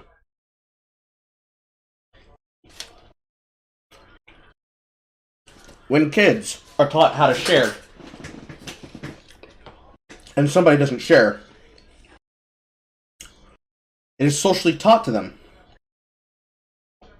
to cry and throw a fit to get their way, because it's in their nature to.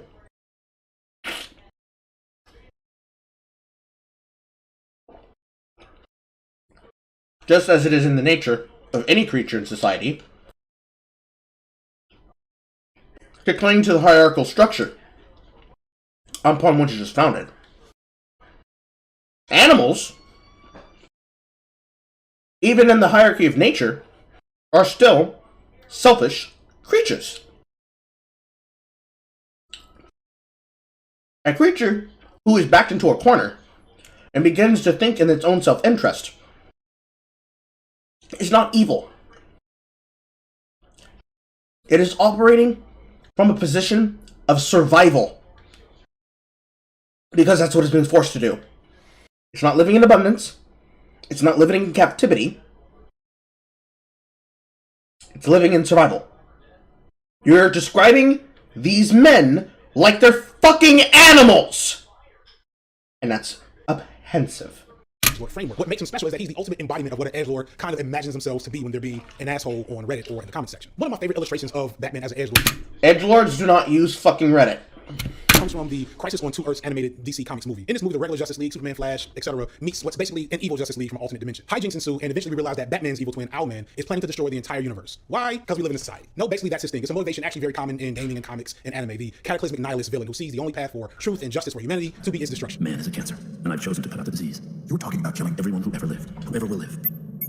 I choose to make the only possible real choice. It's also a very common motivating ethos you can find in the writings of mostly white spree shooters. This idea that humanity and society is so broken and so rotten that the only fair and righteous option is to find a way to destroy it and maybe rebuild it from the ground up. Thankfully, spree shooters only have guns and not doomsday bombs or hundreds of thousands of giants and stone walls. No. They want to destroy society and put themselves on top of it. The majority of men who want to destroy society do not want true chaos. They want a coup. You're citing the rumbling. And Eren Yeager creating the rumbling to ensure that his loved ones are not massacred and genocided in the infinite timelines of when people chose to do war crimes onto Elia for the crime of existence. And it's an example of them just deciding the world would be better off if I destroyed it. Media literacy. Media literacy. Yes, we'll come to that later. The final confrontation between Batman and Owlman is so profoundly insightful to me of the ethos of edgelords that it's hard to imagine that it's on accident. It has to be intentional. And it's a perfect commentary on that flawed ethos. Maybe until the very end of it. I don't know. I'll let you decide. Oh, you mean the part at the end of it where Owlman realizes he's going to die and he says, no, it doesn't matter. Because, bro, real nihilists don't fucking care. He was fighting for a struggle to get what he thought was his goal, but then when he realized his goal was turned on him, he didn't scream in pain saying, I will get you for this! He said, bitch, I don't care. Take me out. You know what most internet nihilists do when they're actually threatened with real violence? They cave. They crumble. Remember, chat, the fastest way to call bullshit on someone's choice and claim of nihilism is to fucking threaten them. So they're stuck here on this planet, and Owlman has the big bomb that's going to blow up the whole universe. And he explains to Batman his very trite and common purpose of destroying all life because we live in society and blah, blah, blah, blah. Batman tries to reason with him and stop him. And Owlman reads Batman pretty clearly, pointing out that Batman's entire being is filled with the same rage and anger and hatred for society, and that he wonders out loud what tragedy befell Batman for him to become the same way that Owlman was. What terrible wrong was done to set you on this path? But after all that, Batman eventually gets the upper hand and is getting ready to win the battle, and he ends it with this line. There is a difference between you and me. You both look at me at this. Why look back at us? You blinked. This, of course, is a reference to that soy boy Nietzsche that I totally owned in the Black Boiler video. Nietzsche famously said, beware that when fighting monsters, you yourself do not become a monster. For when you gaze long into the abyss gazes also into you. Nietzsche is a very popular figure among edgelords and the neo-Nazi movement because he's one of the most influential thinkers in the philosophy of nihilism. How do you misread the quote that you just cited and not realize what the fuck that means, dumbass? We both gazed into the abyss, and you blinked. Quote, we both looked into the trauma and pain of the world. I never looked away. You did.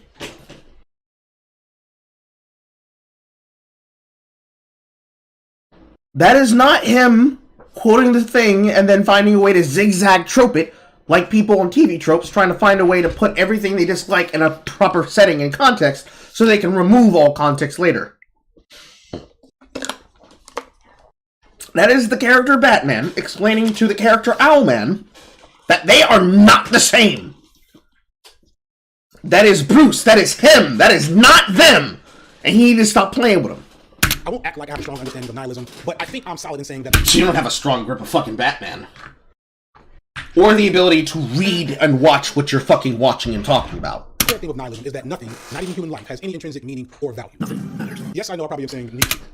Because realistically, if you sit on a time scale of how far does human existence matter, it is insignificant in the span of the universe. Otherwise known as nature. Nihilism isn't just, I hate the world, I don't want it to exist, it sucks, and I want to be somewhere different. It is, in the heat death of the universe, on the nihilistic time scale between now and infinity, nothing you and I do matters because we are insignificant carbon-based life forms on a speck of a planet.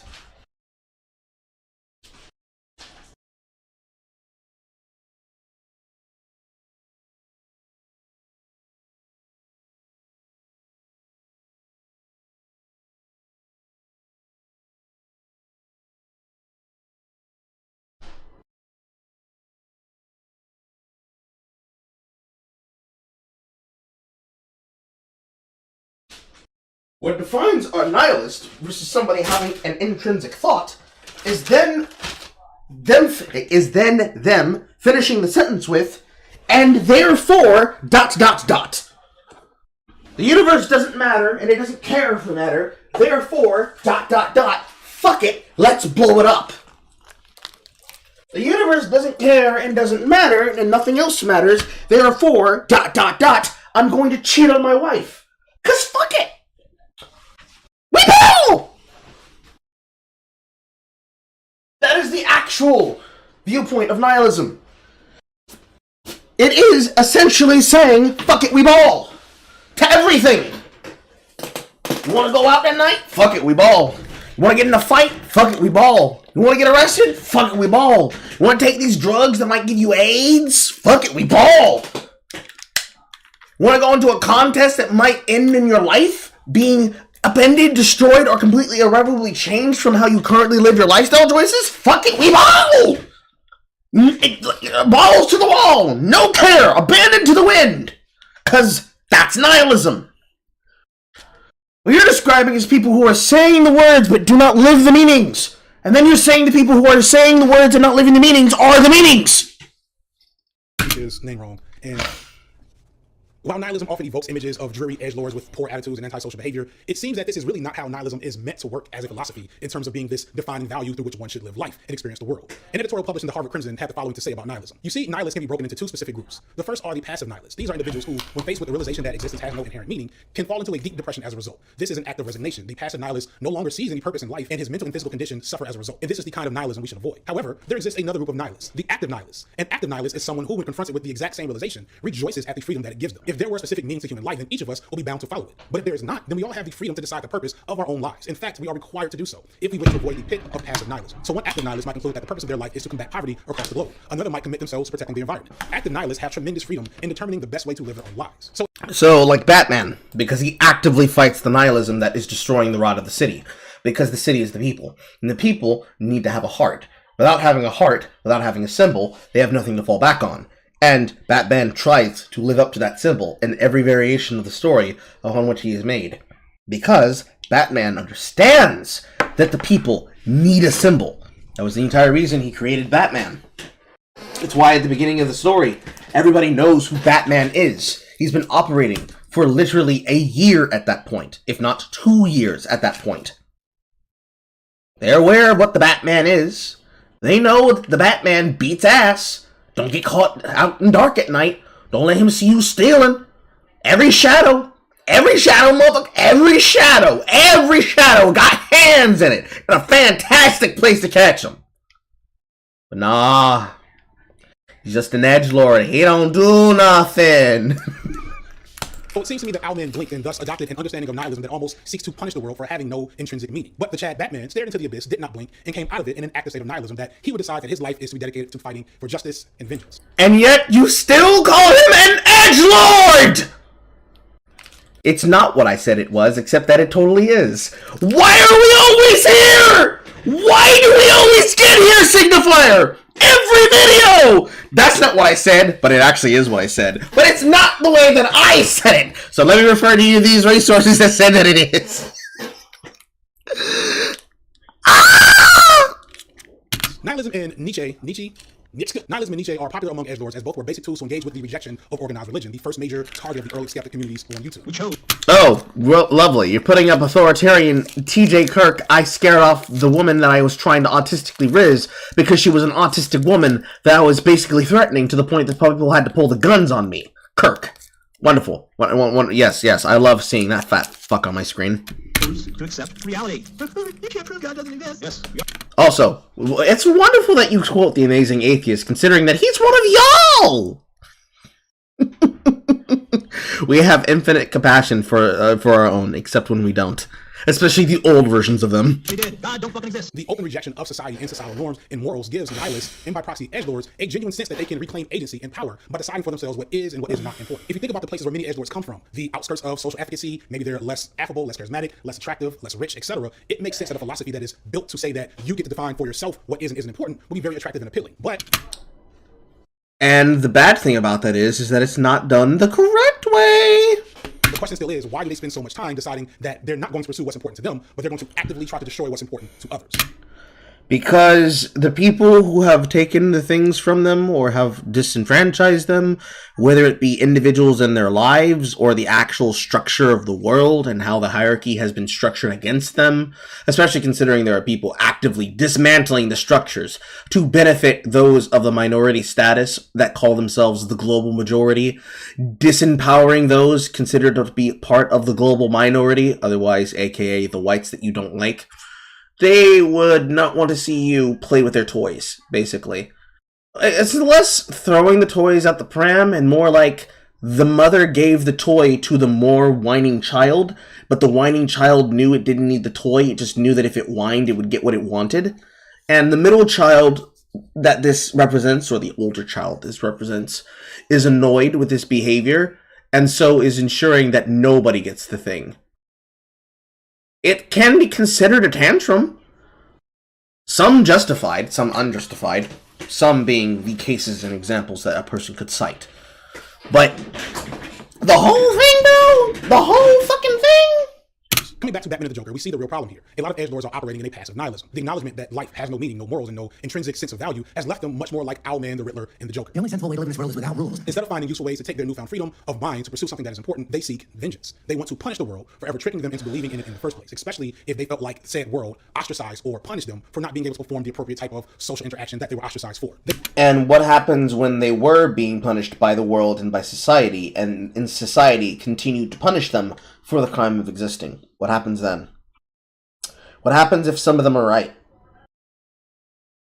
Are we going to address that elephant, or is it just going to keep sitting in the corner, like my fat ass? They see this as a way to reclaim a sense of power that's denied to them, but not other young boys and men who don't have the aces and the barriers and the social stigmas that they had. This desire for power to correct or to take revenge on a thing, to me, doesn't seem very nihilistic. It seems that you really care a lot, that this is something that does have value, that is important to you. But you see this concept of nihilism still being championed among edgelords. As I mentioned in the old edgelord video, there are countless examples of these types of characters in various forms of media, from books to anime to movie to comics. Fictional characters. And the irony is that often these characters are meant to be deconstructions of this type of behavior, to show that this type of behavior is a problem and not a virtue. But far too often, the edgelords themselves don't get it. They don't. Yes, they do. Many of them not only read the books, and many of them not only watch the films, but many of them understand the characters more wholly than you do. You just like citing the fact that the writers or the presenters of the work declared something differently politically to the structure, and you try to cling that as a way to say, actually, they don't truly get it. They don't really get it. They don't have media literacy. That's you, boo-boo. That's you. See the problem. Yeah, they're taking Fight Club as a manifesto and not just like a pretty badass movie about a secretly queer romance. I am Jackson Fling's sense of rejection. Most definitely. Yeah, Travis. It's a queer romance when the character is queer for himself and is having sex with a woman that also represents himself. Like, it was like, because the thing is, I went into that movie expecting to really like Travis Bickle. Yes, he was like a man on the edges that like reclaims his power. But then like I watched it, and you know, gradually falls like, this guy's fucking awful. Like he's clearly got PTSD that's unaddressed. He just is just a generally terrible person, and he's, even though he like puts efforts into self-improvement and everything, it's all for the wrong reasons. The writer of that movie, Paul Schrader, if I remember right, I remember an interview with him that like really stuck out, and that was him talking about like how a character like Travis Bickle is a message to all of the young men out there who think that their pain is unique and that it makes them special among the world, and it should be recognized as special. That you should know that your pain isn't unique, and the sooner that you come to terms with that and actually address it, the sooner you can actually become a. Everyone's pain is unique to them. The scenarios and the complications and the factors are not. But everyone's pain is unique to them, and the way they express and feel it must be acknowledged without resistance.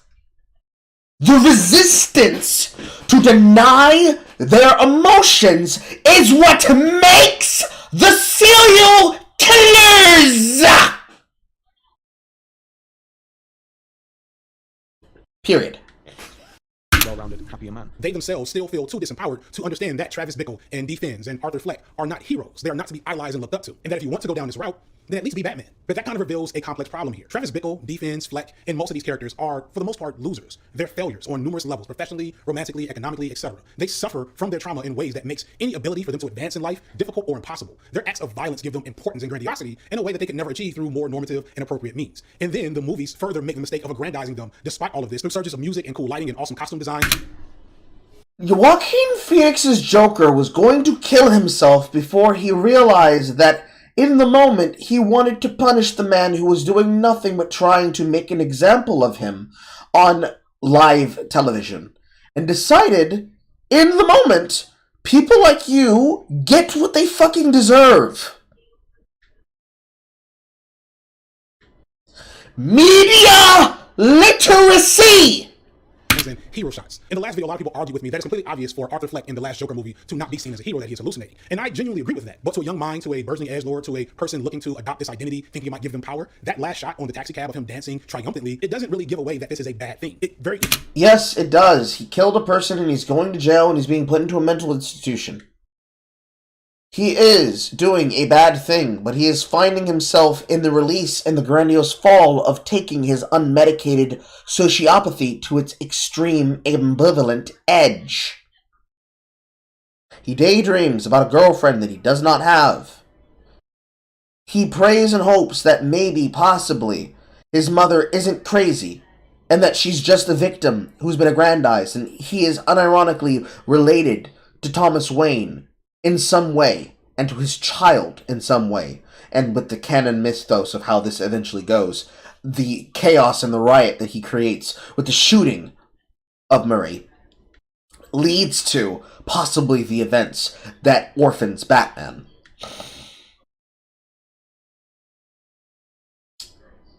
The entire point? The entire point. You missed the entire point.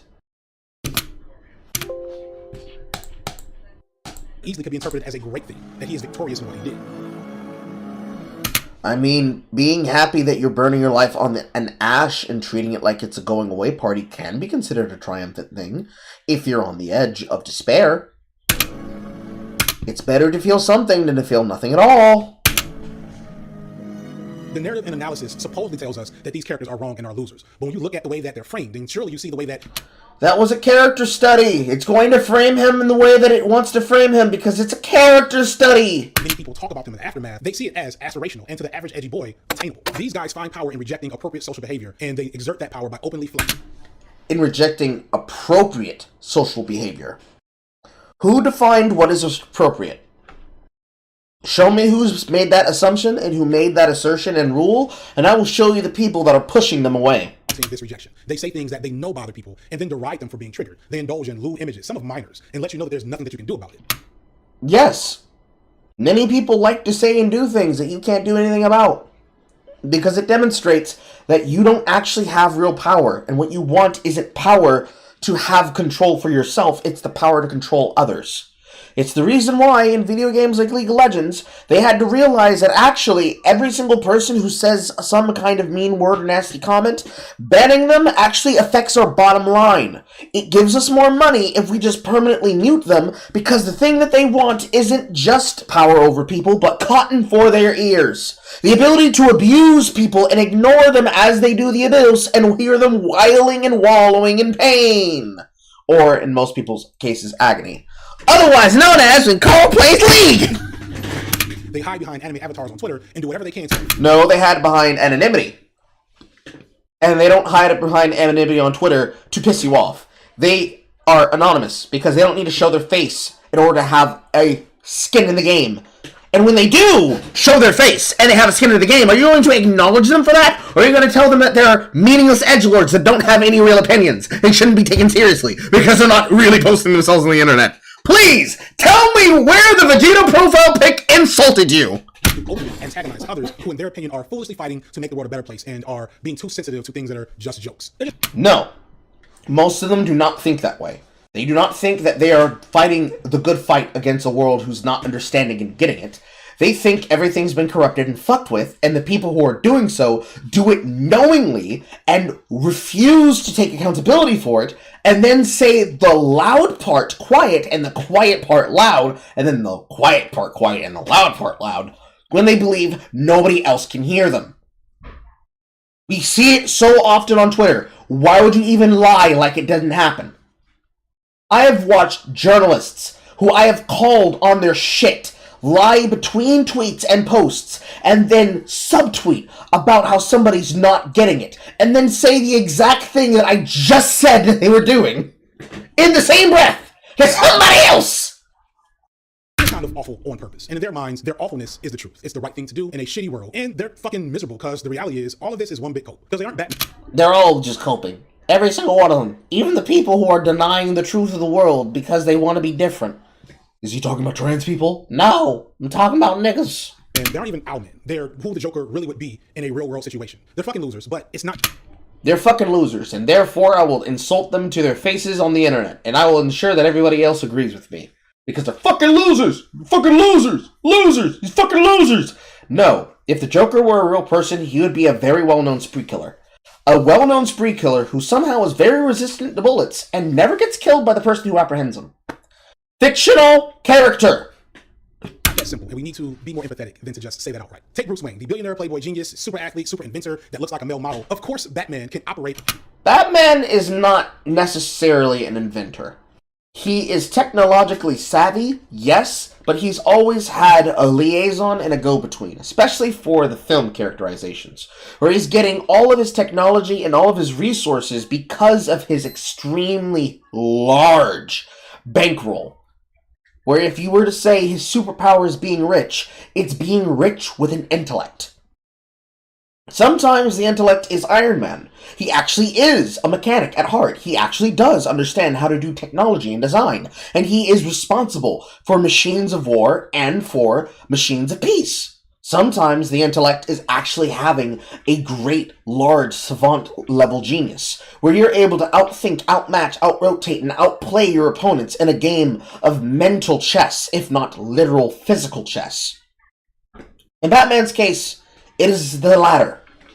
Doesn't mean he can't learn to do the shit along the way, but if you're about to tell me that he did not have help constructing a whole-ass bat cave underneath his manor, and all the shit that comes with having people in on his secrets did not come with a small amount of benefits and dignitaries that he had to keep close to the chest, like Mr. Fox, you're lying to me, boy! You're lying to me! In an active space of nihilism. He has everything else he might need to assuage the negative elements of his childhood trauma. His edgelord persona is Nietzsche's Ubermensch, and it's not attainable to Arthur Fleck, the deranged murderer and stalker, or Defense, the sad, bitter, short, ugly divorcee who's being laid off, even among other white men. And here's where we'll start to get maybe into the danger zone. It's important to note that there's a greater element of privilege for a Batman versus a Joker. It's physical, it's economic, and it's structural. The Riddler even calls him out for this in the movie. Do you know what being an orphan is? It's 30 kids to a room. 12 years old and already a drop-in, numbing the pain. You wake up screaming with rats, chewing your fingers. And every winter, one of the babies die because it's so cold. But oh no. Let's talk about the billionaire with the lying dead daddy, because at least the money makes it go down easy, doesn't it? Insinuating that he was stupid for ever thinking that maybe Bruce Wayne would see or understand the world the way he did. And this is a major flaw in the way we talk about edgelords and white men in general, and really all men for the most part, when we're trying to assess and analyze certain problems across gender. While there is a protective layer of race and gender privilege for all white men compared to everyone else, the analysis and difference between rich and poor white... Remember when you were talking shit about white men and said, I wish we could be able to divorce these two concepts away from each other? Remember when you told that lie all the way at the beginning of this video that we are now in the middle of? Remember when you lied to your audience? I remember. We all remember. I wish I couldn't remember.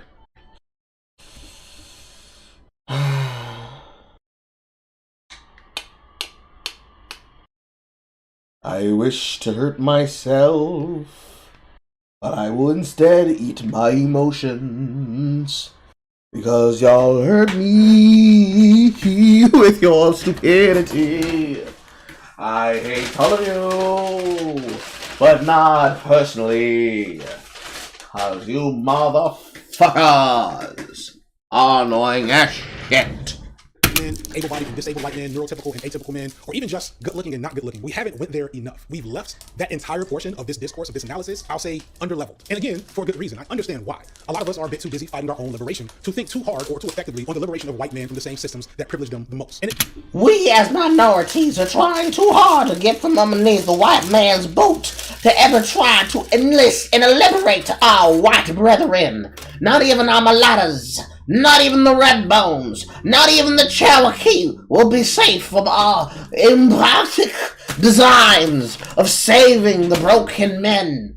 We have to save the broken Indian men, the broken Indian Native Americans, the broken Asians. Oh, actually, no, they're white. They do better than us, so they're white.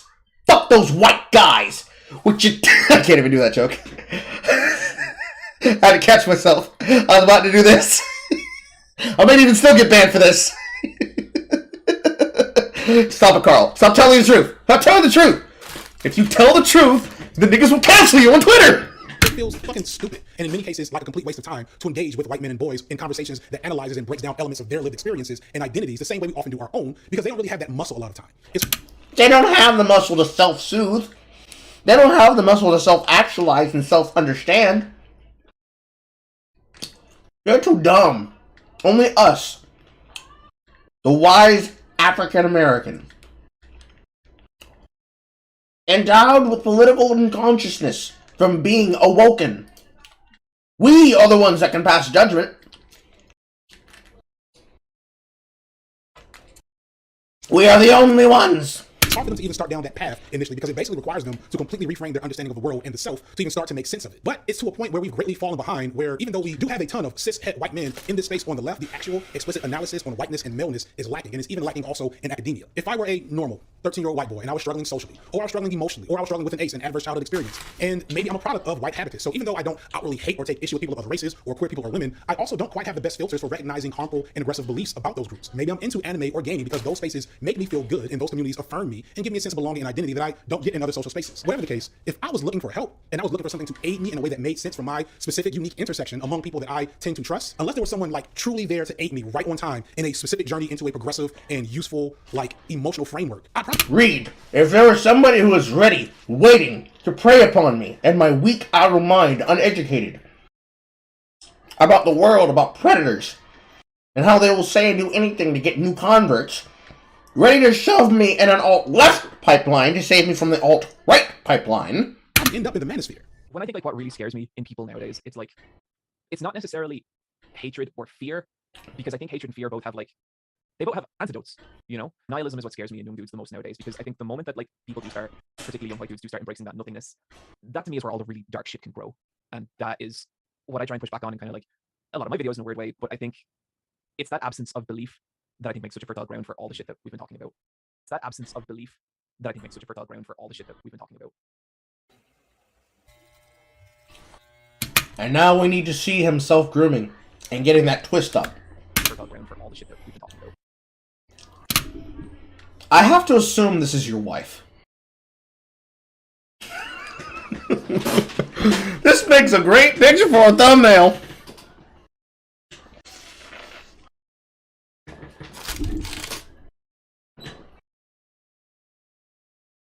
No, it's falling. It's still falling.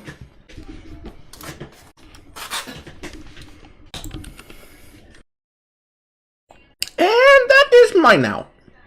Thank you.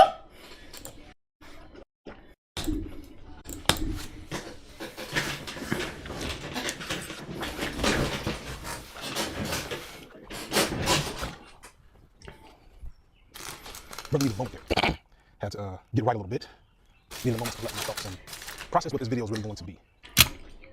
I had to think about that dumb shit that white man just said, and then, you know, I need to put in an emotional beat where you saw me getting my retwist. Because you see, I can't really give you the black male perspective if I'm not giving you the black male opinion.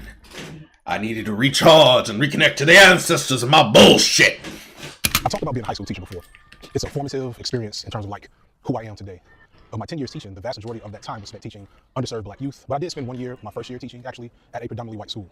It wasn't super white, maybe like 65% with a mix of black and Latino children making up the rest. But it was pretty, you know, diverse. And actually very economically diverse.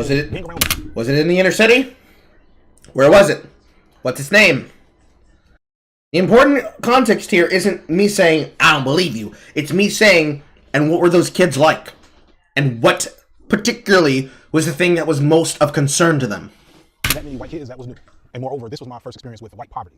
I knew white poverty was a thing, of course, but I hadn't engaged with kids who were legit living in trailers, whose parents were meth heads, who suffered under late capitalism, just like the black kids I had taught. It was a sobering learning experience to figure out the different nuances for the many white boys that were good or ill, took a liking to me. It wasn't always fun. The microaggressions were pretty strong, but...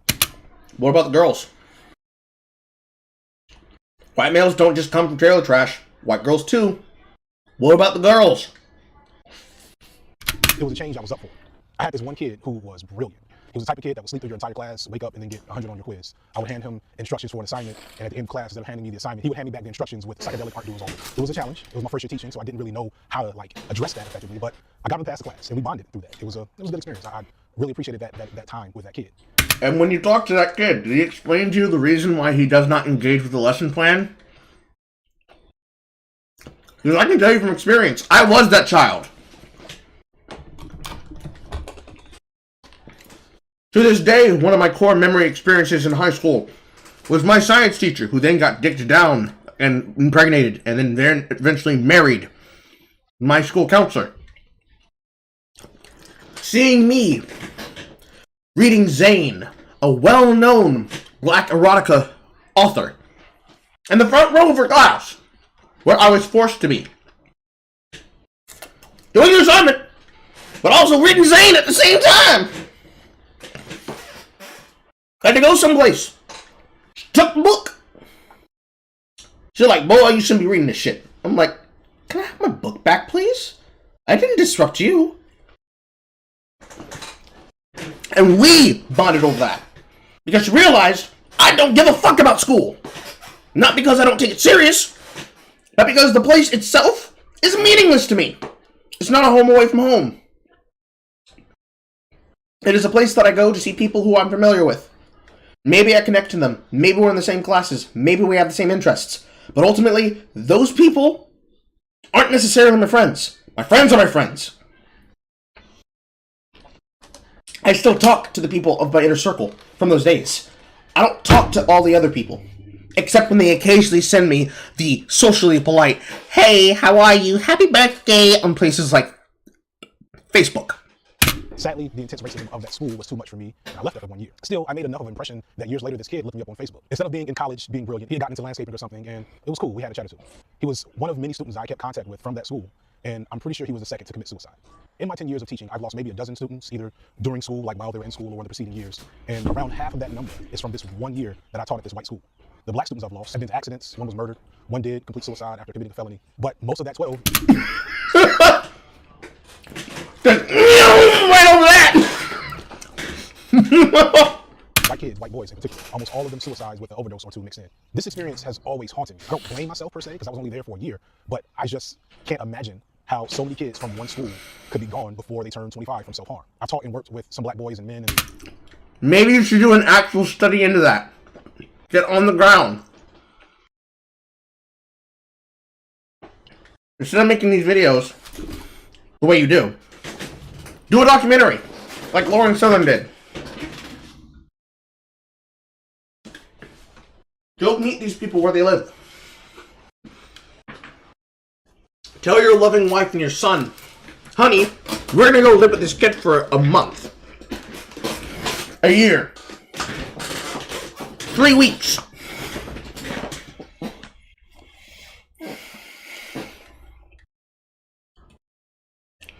Trust me, you get a lot more to use.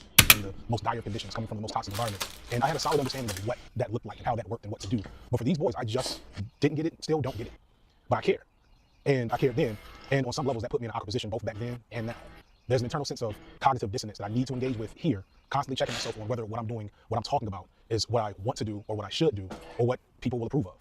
So there might be a few of you that judge me or look at me sideways for being naturally empathetic to, a group of people that, are deserving of your empathy. These very lost, very confused, and unfortunately, if nothing happens, very dangerous young white men who are kind of wrapped in these cycles in the alt-right pipeline, if you will. We usually see the end result of it, and we know how it happens, but I don't know if there's a useful breakdown of the predisposition required to get there. And it feels weird. I can tell you exactly what it is. You take a person, preferably somebody who was born around or 3 years before 9/11, you put them in a society that shows them the best of what society can be. Unironically, a Power Rangers-esque future, where people intermix racially, have no issues with anybody else, love touchy-feely with everybody, and then they see the real world splash like a blinding flash across their eyes. For some people, like for me, is watching the World Trade Center fall in 3rd grade. For others, it might be coming to the terms that one of their siblings is being abused by one of their parents, or, God forbid, one of their siblings. For many, the realization comes with some interpersonal action with a person they like, or love, or trust, like a friend. Sometimes it doesn't come until far later. But in reality, no matter what happens, and the order upon which it happens in, those people reach a breaking point where they say, I've had it. No more. I can't take this anymore. This can't possibly be what the rest of my life is. and without somebody to show them what it looks like to hit rock bottom and keep moving forward, they say to themselves, it doesn't get any better than this. This is what life is. I no longer want to be here. And they kill themselves. Take it from me. A nihilistic young male who was captured at the very young age of 14 and sent to work in what he thought was just a government work program for him to have money in high school, and turned into me becoming a federal agent. For me to be the one to investigate. One response I get in a lot of my content, the response I think a lot of black people get whenever they talk about race in public, is that, you know, we just are bitter against white people and we hate white people and all this stuff. I wonder who they got that from. Could it possibly be all the people who admit to be those things to fire? No, that's not the case. I'm bitter at racism. I hate racism. Now, the concept of racism. Yes, but everybody can't be a racist. You understand that, right? I hope you do. Should someone choose to let him watch this back. When you say, I don't hate white people, I hate racism. When you frame everything in the viewpoint of white, male, and then white dominated, it sounds like racism against whites. And then when you correct yourself and say, well, I don't actually hate the whites, I hate the whites in power, you're framing it in the position of, oh, I don't hate you, crack-addle little boy. You ain't got no real strength to hurt me. I love fucking white and chunklets like you. It's your daddy I don't like. That white male. He gets my blood boiling, let me tell you. And at that point, thank you for that was not applicable. And then at that point, do you really hate white power or white people in power? One of these is a hate crime. The other one is completely acceptable to the left. Guess which one it is? Trick question. It's both. Hey, shit! Question. If you don't believe in FD signifiers leftist utopia, what are you supposed to believe in to avoid nihilism? Aren't they postmodernist and anti-belief? Yes, they are! They meaning the monolith that he is associated with. Maybe not necessarily him. What you're supposed to believe in is that you're supposed to click the subscribe button, like and subscribe, and make sure to rewatch the newest video from Wisecrack talking about nihilism in BoJack Horseman and Rick and Morty. Although they probably might have dropped the show, considering that Rick and Morty has a bit of a fucky-wucky, a little of a oopsie-doopsie. Whiteness as a class structure are intrinsically linked, but the people who embody that status are still people. There's still so much nuance and depth and variance among people, so much to appreciate and in many cases empathize with. And that is sometimes hard because on the occasion black people have seen our empathy for others be exploited, and so it's safer and easier to reserve said empathy for our own. It took me a second to get comfortable with the uncle moniker that I've grown to love. Please believe it's not without its baggage. There's a magical Negro discourse that I manage internally as I make content. There's a magical Negro discourse that I'm imagining internally when people gave me a fucking nickname on the internet, bruh. I don't like that people look at me like I'm a black uncle, but then I completely embrace the name Black Uncle Iro as a Twitter handle. Bro, I can't believe that I'd use that as a display name. I'm promising you, I am drying my tears with the millions of dollars that I potentially will earn from being a handmaiden to the far left.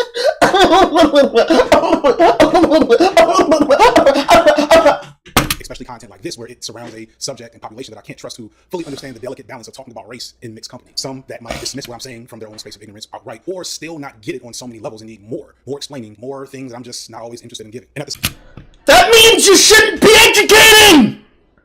Educators want to educate even if other people do not want to hear it! Because they're trying to reach out and make a connection. The way that I try to reach out and not strangle the neck of people through the internet because they don't understand how to slow push a wave. Or how to receive a gank. Or how to set up for a 3-man play that requires a timing window of 1 minute to 5 seconds. Actual educators will continue educating no matter what gets in their way. You are disinterested the moment that it no longer shows you a benefit and you don't get what you want out of it. That is what an egomaniac does! And Lord knows, there's so many of them amongst the far left. But when you say, well, I gave you everything that I had as a book, I gave you all of the references that happen to be all on my side, what else could you possibly want? I'm not interested in educating you. It's not my job. Yes, bitch, it is. It is your job. If you try to lord yourself over other people as either superior or more intelligent, it is literally your job. It is literally your job. And many of you see it as literally your job. You literally tell people it literally needs to be their job, to be the figureheads, so that nobody can say, well, who's the person who's saying that? Because then here's a name, here's a channel, and here's videos of theirs in the millions of views and in the thousands of subs. If it was not that way, many of you would not be behaving the way that y'all do on social media in general. Let alone in your chats, let alone in your streams, let alone in your videos, let alone in your editing process, and definitely when you're microblogging on places like Twitter. If it were not like that, you would not be using methodologies to block people you don't fucking like and don't want to hear from because they said something that catches you in a fucking logic loop. Worse, a logic trap. If it weren't that way, it would not be the case that Jack Saint is a wonderful example, or that Sean Vids is a wonderful example of egomaniacs that believe they know more than other people and feel the incessant need of bullying them into submission through carefully, critical, edited videos that remove all the context and add in all the bullshit that nobody talked about and nobody asked for. At the same time, there's a portion of my fan base, and even some of my peers, who resent the idea that I bother engaging on issues that aren't explicitly black-centered, that I'm wasting my time and attention and platform by explaining racism to white people. Because they want you to stay in your hole, and you should tell them, fuck off, this is what I want to do. Even if I don't necessarily agree with you, you have the right to say it, and I get the right to criticize it. They do not get the right to tell you what you cannot say and what you cannot do, and they do not get to tell me what I cannot see and what I cannot read. And definitely not tell me that I don't know what I'm talking about because you're just not that educated, a negra. There's definitely truth in that response. And so I kind of pick and choose when I feel like getting into certain topics based on the level of... Keyword, code word, code phrase, code switch. I am told I shouldn't talk about these things, so I wager what's more valuable versus what is of interest to me. What was that shit I was talking earlier? The difference between a person who wants to actively do something and people who want to stop other people from doing it? What do we call those again? Authoritarians?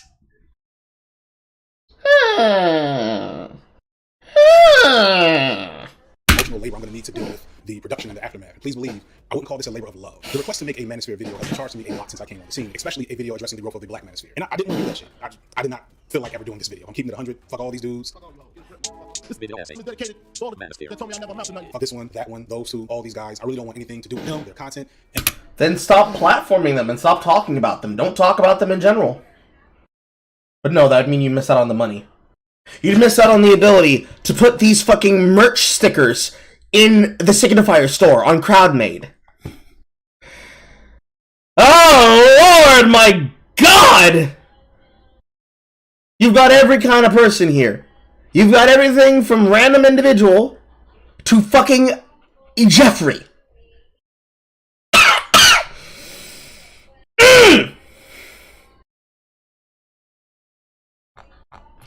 And especially their fan bases, but welcome. I'm sure you're here. It's all good, baby. To me, talking about them specifically legitimizes them and gives them both attention and fodder to make more content in a lot of cases. I've always been more focused on talking about the topics and talking directly to the audiences that we both share. But I'm positive that... You don't, though. You bring attention to the topics, you don't talk about the topics.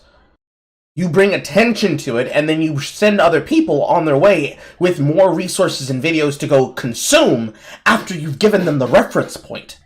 You never serve as the reference point and say, all right, motherfucker, grab a rope, we got it right in this butthole! Never. It never happens. What you claim is you digging deep is actually you preaching to the choir. I'm sorry, Pastor, I heard this one before. It's got fire and brimstone and booty hole all up in it. I need something new. this video gets any traction, that it will end up in their circulation. So, you know, if you're here and you're just a big fan of Fresh and Fit or something, just turn the video off right here. Just dislike this shit. Dislike it and just leave. It's okay. No, actually don't. I need to keep the checks coming. I got babies to feed. That said, when I started interviewing these other creators about edgelord stuff, the conversations always started to veer away, specifically from edgelord issues and other silly things, to explicitly looking at modern conflicts of masculinity. And as I was writing, I knew that maybe this would end up being that manosphere video I had been avoiding this whole time. And really, that should have been obvious, because all of this edgelord shit is birthed out of conflicts of masculinity in young boys who feel emasculated and disempowered by the world around them and are seeking to reclaim it through edgelord behavior. And again, as many times as you keep bringing up this talking point, how many of them have actively been emasculated and decentivized and pushed out of polite society? And how many of you were responsible for doing it? How many of you had a hand in doing it? I'm not going to be evil and claim that you had a hand in causing the death of the young men and women who were under your tutelage as an instructor. But what I will fault you for is the idea that in your heart of heart as an instructor, that you somehow are not able to understand that if you take that problem and extrapolate it out into the thousands, that is where your male problem lies. And in this infinitesimal space of giving a shit about men, can you be able to realize that the few bad apples that you will then go on to criticize do not make up the bunches of the whole? And then when people like myself tell you to get bent, we're not telling you to get bent because, oh man, you see, I just dislike the way he talks. I don't like the fact he has a larger audience than me. I don't like the fact he has this and this and this and that. We're telling you, bro, I don't necessarily agree with you. No, I'm not uneducated. I just don't agree. And I don't agree because I am one of those examples that y'all motherfuckers talk about so goddamn much. And I don't seem to have murdered anyone that you know of. But I don't seem to have murdered anyone. So can you please kindly tell me where the fuck you got these statistics from? And where did the people who got these statistics get them from? And who were the people that they referenced in that media work, in that literacy essay, in that journal entry? Whether it be psychiatric or medical or otherwise. In those articles that I'm definitely going to bring to Aiden's attention, where did they get that from? And how was the study conducted? What were they looking for? Was it double blind? Were people lying? Anything. Everything. Few things in between. Somewhere between me and the shit I need to give. Make it make sense. Maybe you do this in the second video, I don't know. But I'm just hearing bullshit. And purple prose. And weasel words. And I'm not a fan of a person who I've watched in a debate weasel out of situations that he asks people. And dodge questions. I'm not a fan of a person who does that in video form. It pisses me off. And all of that comes back to performing gender or masculinity. These young men and boys feel slighted and marginalized by society, regardless of race, and they find ways to reclaim that sense of power and agency. Like, you don't see a ton of conventionally attractive men deep into edgelord activity. There's a lot of reasons why Hassan has set himself up. Hassan is a privileged individual who is a perfect example of what happens if Bruce Wayne was a edgelord jackass. Only difference is that Hassan is conventionally attractive while doing so, and platformed himself, if not just through the help of his uncle, through making content where he tried to prey on the very same audience that he now disparages as a whipping boy.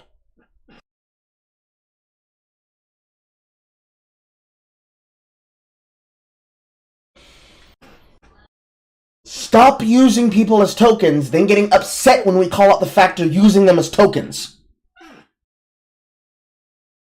In this case, the Arabic token.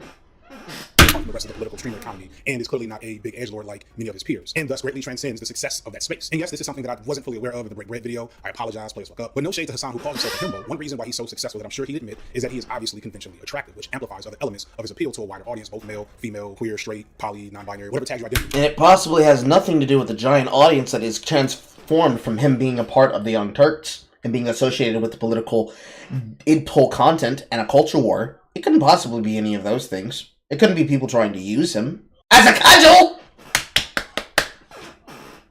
Identify with, if you are attracted to men, you're probably attracted to Hassan. Hassan's probably the most attractive. So I guess my person would be Hassan. I think that he has a very nice body. I guess Hassan's the hottest. He's cute.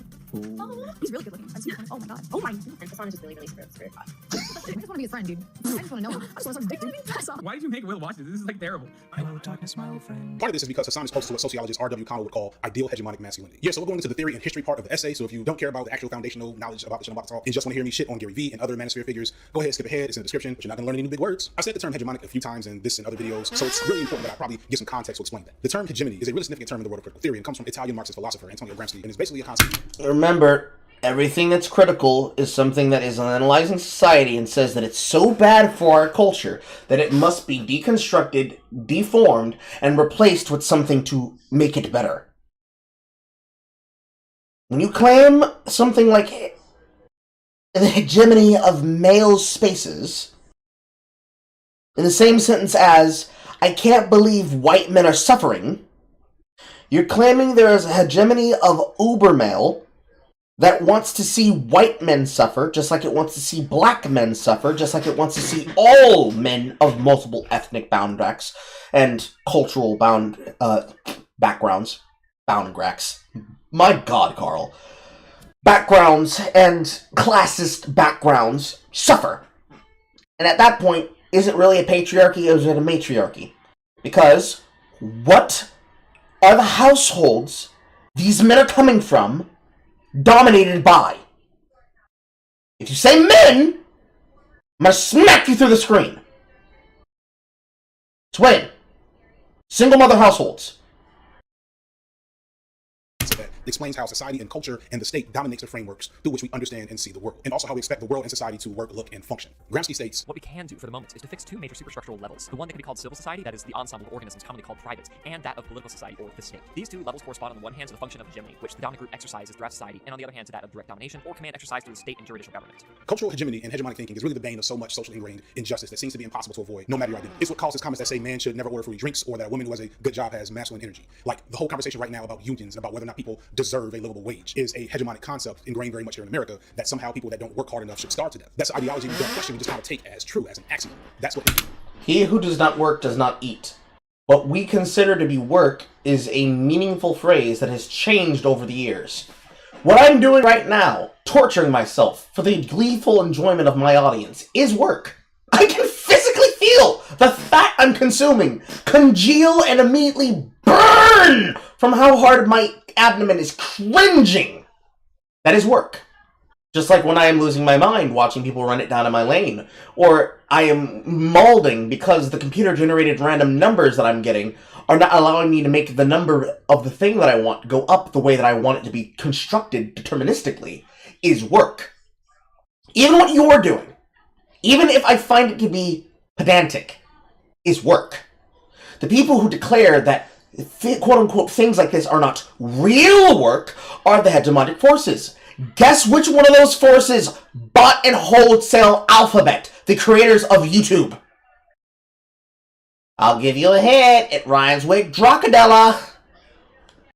hegemony does. It gives you ideas that you just take as fact because that's the way it should be, without thinking about the fact that we kind of get to choose what is and what isn't in our society. And there's a Foucault quote in there somewhere about Panopticon and Durkheim on organic solidarity. This next section is going to be full of, look, I read the old white folks' books stuff, so just bear with me. Hegemony is very much socially constructed and thus is subject to change, meaning that we agree as a society that, I don't know, dreadlocks are not professional from back then, even though there's no explicit reason to. No, upper old white society decided that dreadlocks are not work acceptable.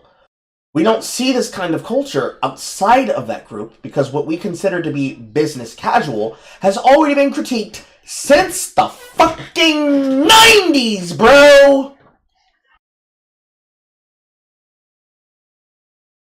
And almost always written from the perspective requiring white writers who get it and black family industries like the Wayans brothers. Or if you really just want to be honest, the Wayans family. In living color. In living single, boy, guys. It's a cultural phenomenon. You had to be there. Think of how someone wears a hairstyle as indicative of their ability to work a particular job. But sadly, many people treat social constructions such as hair and fashion and gender as immutable and natural things and will fight for them even when the fight doesn't really involve them in order to maintain a natural order, in order to maintain hegemony. This means because those who are part of the Untermensch are going to struggle against the Ubermensch because those who are members of the proletariat or will struggle against the bourgeoisie in an internal power struggle of hierarchy. The haves and have-nots will attempt to wager against each other, who divide between the have and have-not what is the profit sum and what you will take home in your pocket. Because a member of an individual group is a person who has no power, and a person playing a political game of power must adhere to the rules of its hierarchy. And the hierarchy demands and structures itself on those not individualistically, but hegemonically. Meaning, those who are individuals have no real strength in a society that admonishes itself based on who you know and who you can get to know.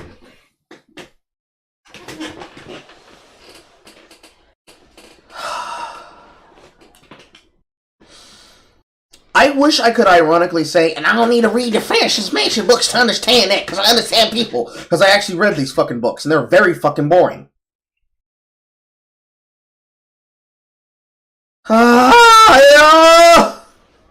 Brings us to the concept of hegemonic masculinity, crafted by sociologist R.W. Connell, with support by James Messerschmitt. Simply put, Connell took the concept of hegemony and expanded it to the performance of masculinity, i.e., what culturally idealized and prescribed features should a person performing masculinity have. Again, these things change from culture to culture, space to space, and time to time. Black men in America who are marginalized because of race still have a framework of masculinity within community that they adhere to and aspire to, and is different from what white men do or Latino men do, or what black men might do in other parts of the world, or what they did 20 years ago in a lot of ways. Even among queer men, there's going to be nuances and a hierarchy around what a good man is and what a good man is not. And yes, there is a feminine counterpart, but this video is long enough, but it's basically pick me. It's not that hard to get. Another foundational concept that I want to bring up is what Connell calls the patriarchal dividend. This is a fancy way of saying the material or psychological manifestation of male privilege. All men, and yes, that includes not just white, but BIPOC, queer, trans, etc. men, benefit on some level from our patriarchal system, some obviously much more than others. No matter how much they align with women, no matter how they vote, no matter the various other intersections through which patriarchy may also hurt them, within a patriarchal society there will always be a continuum of privilege between men and non-men. That is the patriarchal dividend. But the thing is, for some men, especially men who clearly are very close to the aforementioned masculine ideal, aka someone like Hassan, or some of these men can often feel like what they're getting isn't what they're really owed, that they're not getting enough of that patriarchal dividend. They feel like they're doing the right things, performing masculinity in the appropriate way, upholding the appropriate values, but they don't see the results they believe they're supposed to get. This is what we describe as results-oriented thinking. And yes, the men that you're describing, the kinds that we actually unironically used to call heartbroken incels, we can no longer call heartbroken incels, because you've ruined the word incel. For good men who just are having struggles finding partners and dates, because they have female friends that either A, don't want to date them, or B, don't necessarily want to help them potentially change their outlook on life, because they're not really sure how to connect to people. I'm literally quoting the shit that I said, but now male-centered from my theology video. There are people around those men that want to get them to open up, but they can't feel the way to open up because they're not taking active choices to better themselves. Or, as we heard already, following things like going to gym incorrectly for the wrong reasons. Not getting the love, they're not getting the girl, they're not getting the respect. There's a specific feeling that comes from this that sociologist Michael Kimmel calls aggrieved entitlement. And I want to quickly mention that Kimmel, who is one of the more prominent figures in masculine studies in sociology, has, in the past few years, had his own rash of accusations of workplace bullying and sexism, the irony of which is not lost on me. However, his work still stands as some of the more insightful academic texts in the studies of masculinities. Quick aside, none of the great thinkers that provide us with some of the more... A person's work does not follow their personal lives. Where's that death of the author?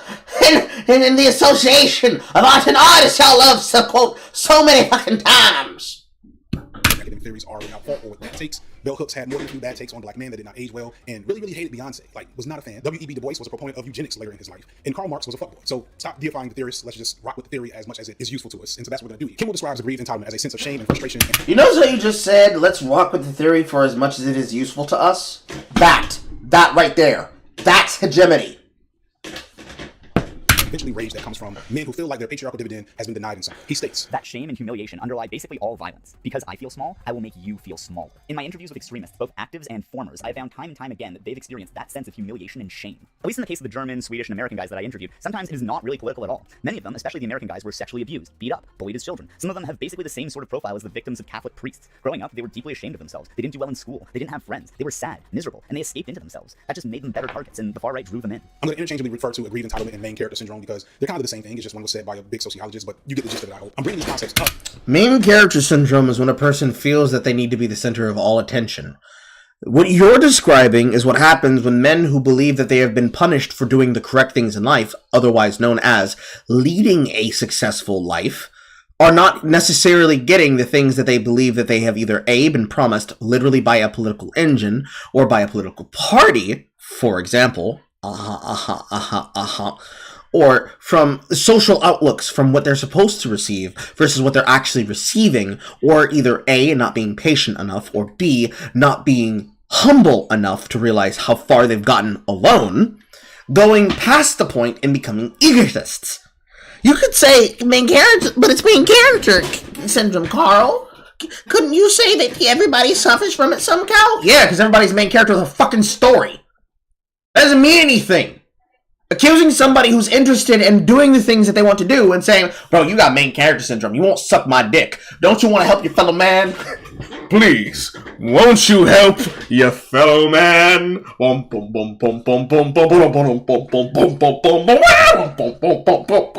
you ready? Are you ready?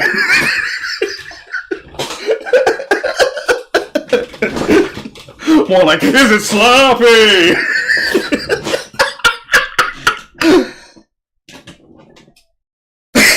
God damn, that was a really good joke. When you say main character syndrome, everybody being the character of their main story, and everybody wanting to not get fucked, are going to accuse everybody else of being a main character if they don't do things that are in their own self-interest, especially if and when they have been promised to. Whether as an actual promise or as the expectation of a promise. Because I scratch your back, you scratch mine. This is... We have something for this signifier. It's called a quid pro quo. If people don't receive what they have been promised and what they believe they are owed, this can happen. But it usually happens a lot in the people who are actually owed something and are fucked for it. If this had happened 15 years ago, you would be citing men who came back from war and were shell-shocked and or had PTSD. But you can't use male soldiers because you can't shit on the fucking soldiers because we're in a war in Ukraine and you need them to go die in another country. So instead, you pick on the people who are lowly and have not really figured out how to launch because they had a failure to launch. And you're insisting that there's something evil about them. Because you don't understand them.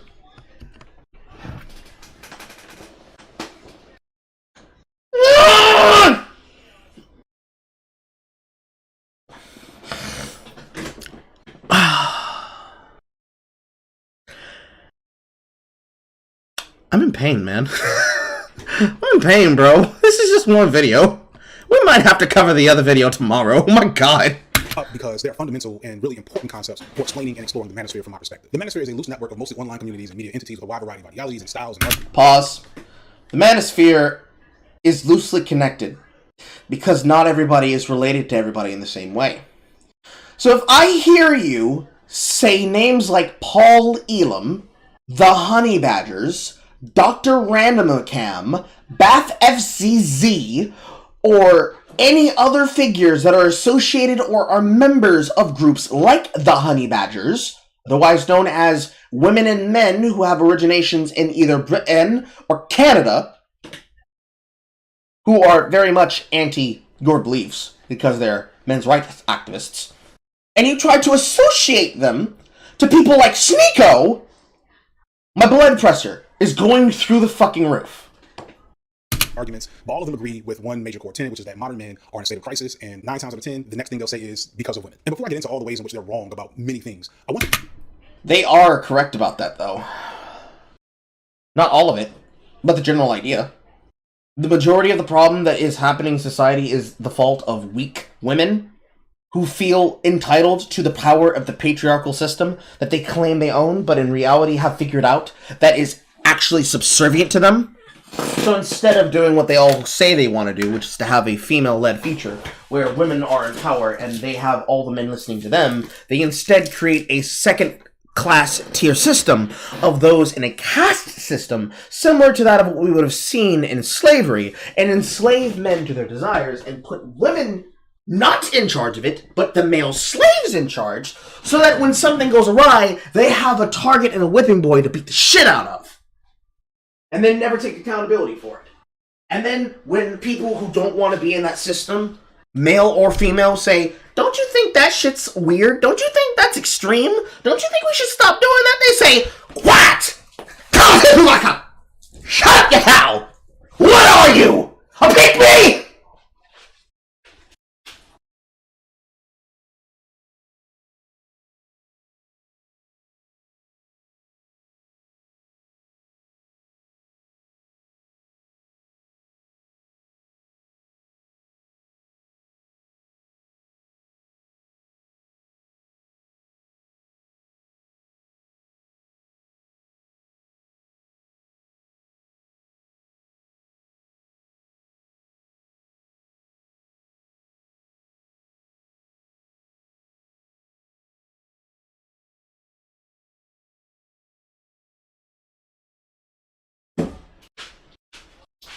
For those wondering why I had to go get more, it's because the ones that were on the bed started melting. Even this one that I had on the bed earlier still hasn't firmed up yet.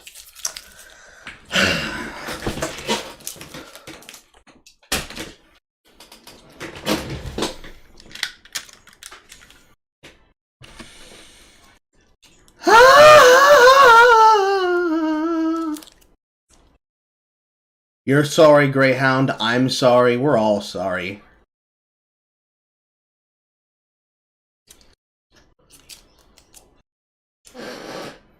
Hello, Ebony. Point out as a whole that these men are definitely correct to at least feel like something is wrong. Men of all races are in a state of crisis, and for white men, this crisis is made more complicated by the emergence of widely accepted critical theories such as postmodernism, intersectional feminism, critical race theory, etc., that are reframing widely accepted, otherwise known as media pushed, the way we understand race and gender, slowly eroding at the hegemonic space of power for them for the first time in modern history. It's no wonder that you'll hear of those philosophical movements I just mentioned as dangerous to civilization. For the first time in history, some white men have something they've never really had before: fear of social repercussions, aka accountability. Between Me Too and cancel. Accountability, when we accuse all men of being like Harvey Weinstein. For even a glance that takes longer than 1 second. And when he asks, hey, are you done with that dumbbell in the gym? And you say, superset! Before he's like, alright. And walks away. But he was looking for like 5 seconds too long. And so he decided, do you have a problem? And the time that it happened, it wasn't you accidentally making fun of and attacking an employee, but it's getting your fucking gym membership revoked. Culture and camera phones, etc. White men, for the first time, have to at least think about the consequences of acting upon their racial and gender privilege. They need to make sure no one has camera phones when they throw their racist frat parties. They need to think about what You're describing a tool of shaming and ridicule, otherwise known as the political tactic known as tarring and feathering. And you are claiming what is, unironically, to quote good old Colin Pop, as a digital lynching is good for society!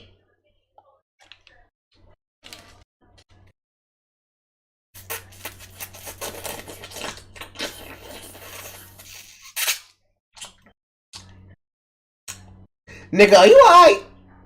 You good? You don't seem good. They're going to say on live streams in case something gets clipped out of context. They need to make sure that the group text chats full of racist and sexist conversations don't have their real names on. Now, in reality, all of this doesn't amount to a lot of real material differences for everyone else. Getting 1 or 2 white men fired from their job or embarrassed and dragged online for being racist is not really.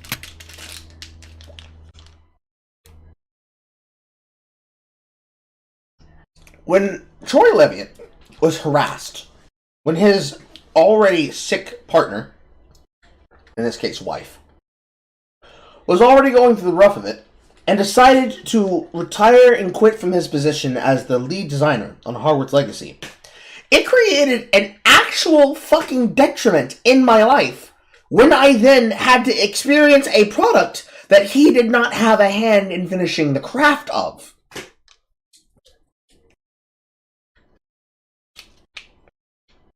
That personally affected me.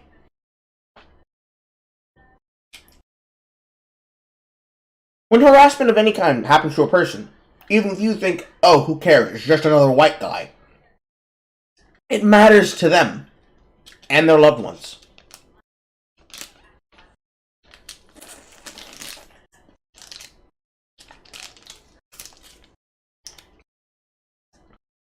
Once again, you and your ilk are not the arbiters of who is deserving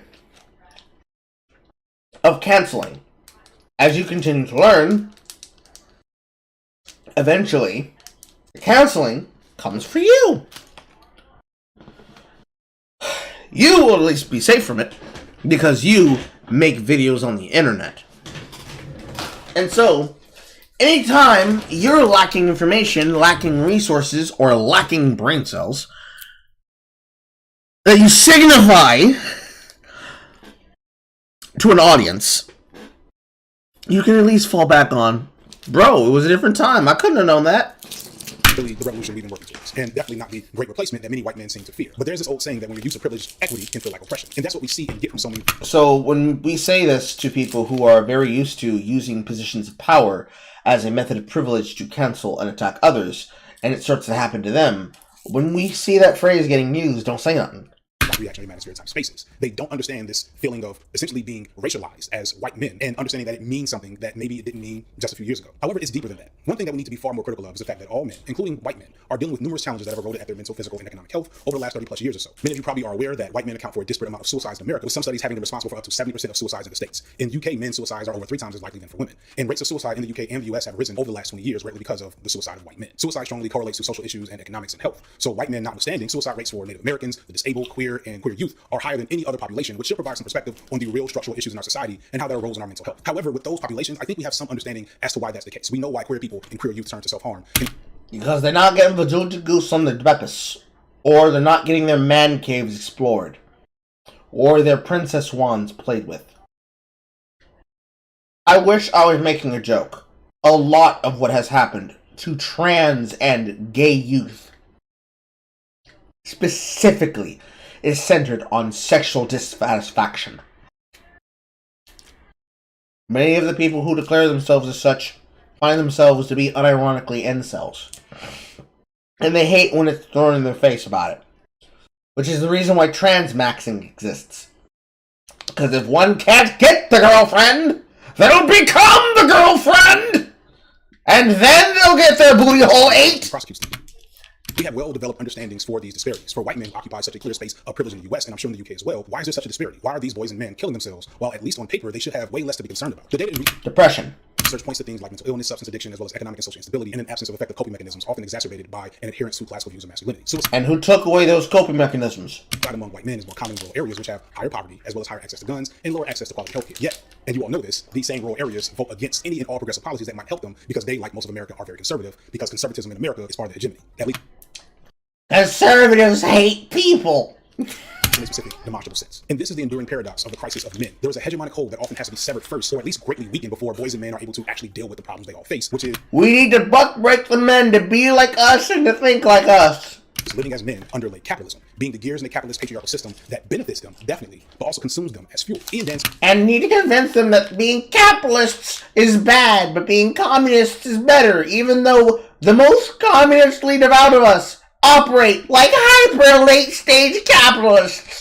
And describes this in his alt-right playbook series, specifically on the video How to Radicalize a Normie. Gabe has concerns like economic precarity, not knowing his place in a changing world, stressful working conditions. In other words, Gabe is suffering under late capitalism, same as everyone. Pretty much all the things that are said there to be plaguing men, especially white men, can be explained through understanding the exploitative nature of capitalism, how men play a specific and important role in the maintenance of capitalism, a role that for the vast majority of them requires a traumatizing debasement of their sense of self and humanity. Men have to be the arbiters and vectors of patriarchal power. Patriarchy does not work with our support. We are the glue that keeps that machine together. But consider how glue is made. I'm reminded of Boxer from George Orwell's Animal Farm. Long story short, the animals are the proletariat and the pigs are the bourgeois, and you should really read the book. It's like 100 pages long. It's a good one. Boxer is a horse, and he is the strongest and hardest working of all the other animals. He neglects his physical health as well as his intellectual development to focus on his role of being the workhorse, which is an esteemed and valued role that brings some admiration and respect from his peers. Even though as he works harder, he is slowly destroying his body. He does this without question because he believes that in the end, the pigs who have all the real power will reward him for his toil and dedication in the social order that he's helped build, that is impossible to create without his help. This is the plight of men right now. Much like Boxer, many men are intensely aligned and committed to the hegemonic belief system that their performance of their role in society gives them rewards and will give them their patriarchal dividend, will make them the main character of their story. And much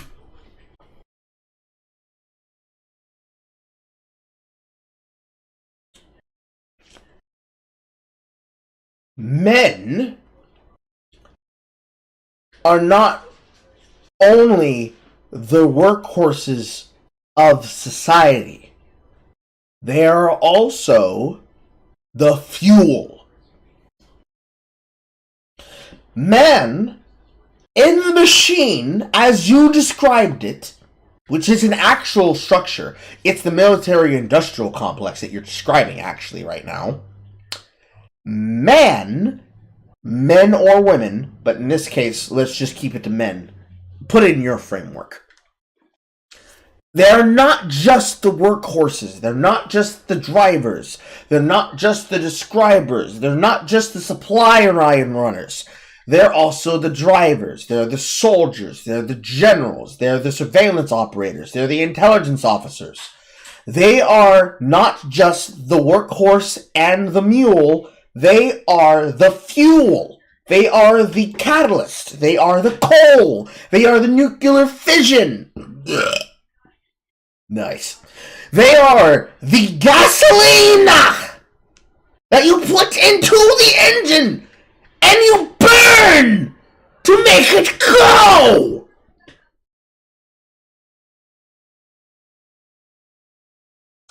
And women, because they usually give birth to the next generation, are the storytellers who retell the agony of those men and frame the work to then encourage the next generation to either be different or take up their fucking arms. It's why the Islamic men that believe in the idea of the jihad and become members of the Mujahideen become suicide bombers and have many children and tell them the lie, religious belief to the Wahhabists, but the lie that 72 virgins will be waiting for you in the heavens, and the women who grow in old age train their boys and girls on how to shoot rifles and make bombs to then go do other shit. You don't see the women going out doing it very often, do you? And the one time when we happened to see that, she killed nobody but herself. Cruel joke. As is life. But no! The engine of capitalism, the industrial military complex, the MIC, as it's called. Mike? Mick? I prefer Mick. The MIC, is a creature, a living physical entity that you can't see and you can't feel but you can't touch, but it's alive around you, living and breathing, heaving its massive chest over you as it fucks you in the butt.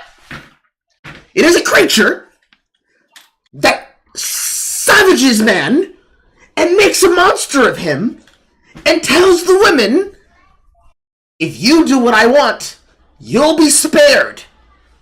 And over the years, in this cycle, the women have realized, you know, if we train the people who are going to get fed next, we might be able to get a handle on this bitch. And all of a sudden, in the current year, the women are pegging the MIC in positions of power in industry, where they have the ability to control a country, if not control a company, with an HR department designed to slow everything down with bureaucracy. And the women, not the first women, which we want to be if we want to be able to make this salient within the engine of this framework that we've been given by Signifier, these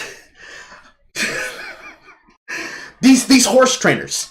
In this case, let's go with, I can't keep the headset on and pantomime at the same time. These women, the horse trainers, in this case, the first wave feminists. It's not the first wave that we're dealing with. It's not the second wave, the bomb throwers we're dealing with. It's not the third wave we're dealing with. It's not even the Islamic appliances and halal version that we're dealing with. We're dealing with fifth wave plus feminists that have realized, this fucking we've been doing to everything is starting to go away. The horses we're producing don't seem to want to do their goddamn job. They're fucking misanthropes. Why is that?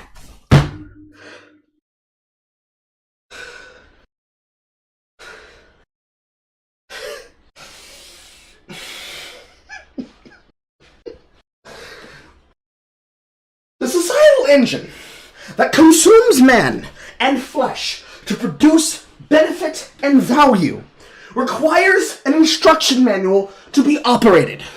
The people writing the manual have actively destroyed all sense of compliancy between the genders and have set them on a besieging war that leads nowhere but to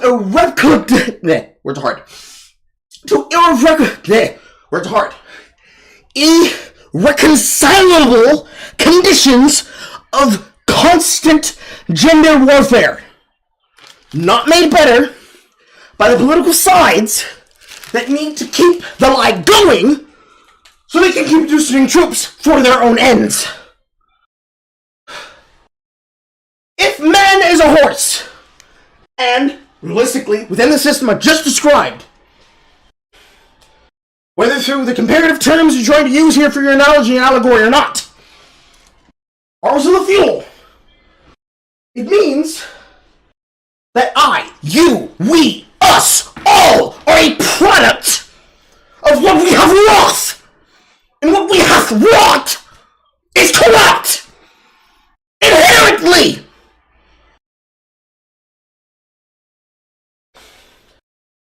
But the ailment to heal the corruption, or in this case, to finally cauterize shut the festering wound that poisons my brother, cannot be reconciled through insulting them and calling them pick-me's on the internet, signifier! It means, in order to make the divide possible to be healed, when we say, no, I disagree with you, you cannot then forget everything else that happened before that. In this case, the fucking being what happened before, I'm gonna go die in a country's war because Biden said if I don't agree with him, I'm not black. There's a whole dialectic that happened within the 150 years between there and here. Someone has got to address the fucking, but nobody does. For you, addressing the fucking is admitting, actually, all those people who I disagree with, even if I don't like them politically, they actually know what the fuck's going on. But I don't want to acknowledge it by my framework. Because if I say that shit aloud, the white people who I get paid by will cancel their subscriptions. And for your political dissidents, otherwise known as the niggas who don't agree with you, they will be the ones that come across and say, actually, that bass shit you were talking sounded really good, bro. Can we get some of that, please? Because the provocateur that you seek from people, like Nicholas Fuentes and Maria Monopolis, has transformed into the shit poster that is like me.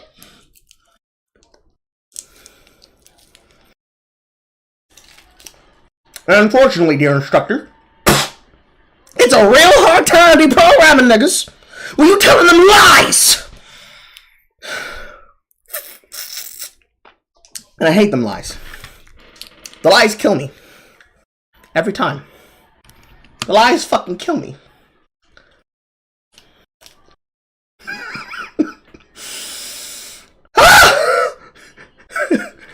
I promise I'm fine. That's why I'm eating the cold popsicles. My body's overheating.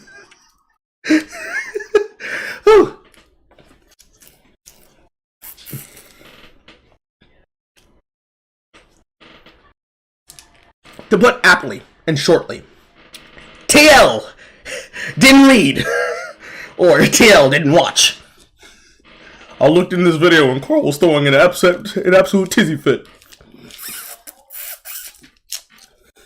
If society is devaluing people to the idea of a workhorse, while the bourgeois pigs that you hate, the white rich men that you hate, are using the fellow man. And they are abusing them like horses.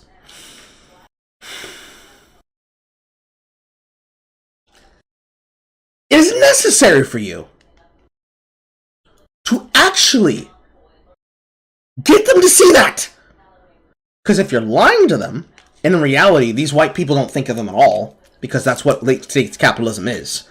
I agree with a person in a foreign country, and they agree with me, to fuck the people back home in our collective countries over while we rake in a massive profit, China. And while that happens, I pay lip service to an issue I will never solve. That is the actual truth of that. Anything outside of that, you're not telling the truth.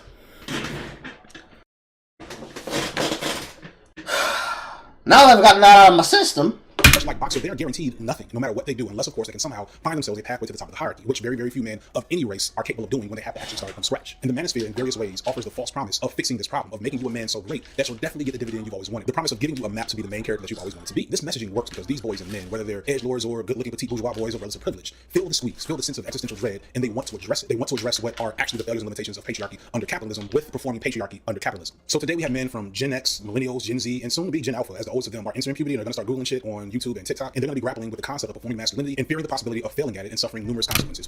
performing masculinity. That sounds like a really obscure way of saying having sex. Honey, it's time to perform some masculinity.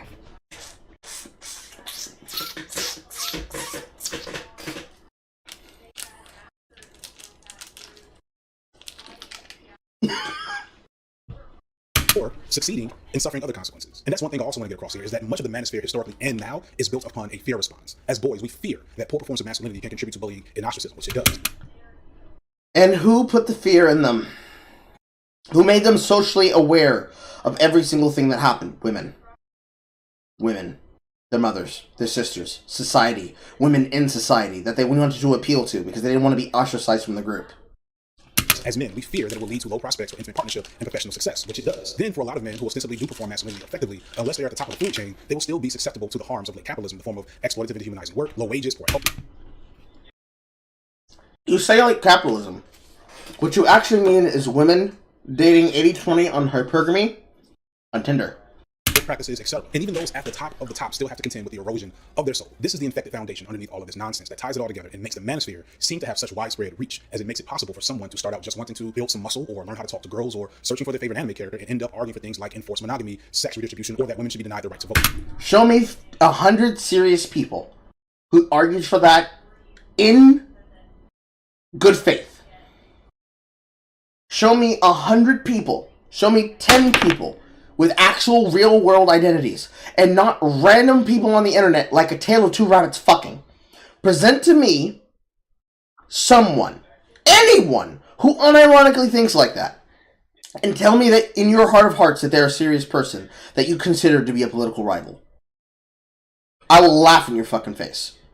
The scary and hard thing to understand is that, like most social ills, the worst parts of the manosphere stem from a very valid and very universal sense of anguish in men. And we have to contend with and process this if we are ever going to seriously address how to fix the problems that the manosphere presents to us.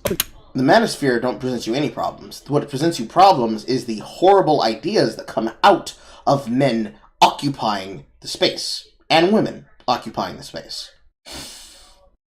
The kind of opinions that allow for people like Fresh and Fit to platform Charlton Heston. I'm pretty sure that's his last name. I might be a little bit wrong, but I'm pretty sure his first name is Charles. That platform an actual rapist onto their show to brag about how he used to get white girls to get trains ran on them by large black men. That's what you're contending with. That's what your enemy is. Your enemy is not Jordan Peterson. Your enemy is not the Joker. Your enemy is not the ghost of the highest value angel, Kevin Samuels. Your enemy is not Gary Vaynerchuk. Your enemy most definitely is Fresh and Fit and people who choose to think like them uncritically. We know this for a fact because of what has happened around people like Adam and Preach. Because of motherfuckers going off of what they say alone and them not having the gumption of understanding like, bro, these men are leading you astray, and you don't even realize it, because you're like, but they have what's best at heart for me. Your enemy is those who speak lies into the ears of your brothers and sisters, and those who speak lies for ill-gotten gains, knowingly telling people information that will lead to horrible outcomes. At the very minimum, you could say your most deliberate enemies are people like Fresh and Fit and Andrew Tate and Sneeko. But you don't need to do anything against them. You know why? Because society will handle it. Or, I don't know, Charlie if he's given enough light work to do. Because society will right itself. The men watching Fresh and Fit will try this shit in life and it will not work. Or they'll struggle really, really hard to make it work. And they'll think, what can I do to make this easier? And they'll have to realize, I have to give up the teachings I've been given. It's bullshit. In Sneeko's case, that motherfucker helpless. He gone. The platform for everything. But Sneeko will get corrected by society because he'll go too far. How do I know society will punish Sneeko when he goes too far? Fun question, Carl. I'm glad you asked.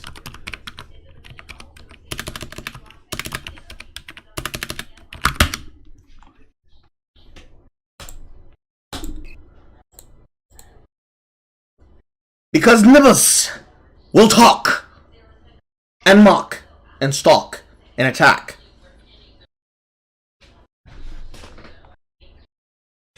As writ.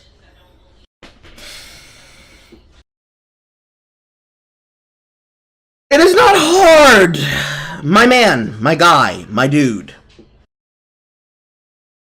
to demonstrate how we do this. Even if I just used Abba and Preach alone. Even Abba got in a video where he's talking about how dumb Sneeko's been. Society corrects for this dumb shit. We decide what we are willing to tolerate. Society does not want to tolerate things like this. And we usually don't when it's brought to people's attention. But people can't usually bring it to people's attention because you're too busy trying to cancel them when we're trying to document them. And there's a difference. Until now, I've mostly been talking only about white men and boys. While there's plenty of diversity in all of the groups, there are some distinct differences. $2 super chat. Thank you, not applicable. Carl, who will FD talk down to if we can learn? The pillows. He'll talk down to the pillows. As the black manosphere, which has grown a lot in terms of visibility in the last few years with figures like Kevin Samuels and kind of Fresh and Fit. I'll get to that later. That said, the black manosphere is not new, and to be fair, at least on YouTube, it's probably been around a lot longer in its current state than its white counterparts. And I think it's important to like parse out some of these differences before moving on, because YouTube is probably years with figures a lot longer in its. I mean, that's dumb. Why would you even put him there? We all know he's a clown. Current state than its white. And then you're gonna put fucking Umar Johnson in there too? Motherfucker, that's one of yours! And I think it's important to like parse out some of these differences before moving on, because we want to keep in mind that these two groups definitely converge in some areas, but separate in others. Unlike his white counterpart, the black manosphere has the benefit of being able to subterfuge a lot of his elements under the guise of pro-black thought and political discourse. Many, not all, but many of the figures in the black manosphere present themselves as pro-black political figures and talking heads in conjunction with being male advocates, and they just happen to peddle conservative, misogynistic, and every once in a while homophobic rhetoric as solutions to the issues that black people face. I'm just saying to anybody, we can't be pro-black if you are. How are you pro-black and not married? This is my issue with a lot of the pro-black movement, especially a lot of pro-black women. I need to see your husband. The insecurities and frustrations for black men that attract you. Are you gonna let him finish his statement? Because you sound like you're saying, look, Liz, what are you saying, Kevin Samuels? You're saying women shouldn't be single mothers having children out of wedlock?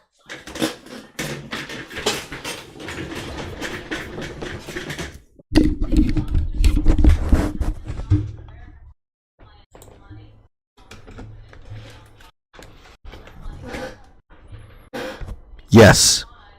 You shouldn't be single mothers out of wedlock. You should make the man commit. You should make the man commit to you. You should not be having his babies just because the dick's good. I don't care how good the dick is. If he can't take care of a kid, don't have a kid with him. If he's not good father material, don't have a father with him. I want some of you, I want one of you to argue that position.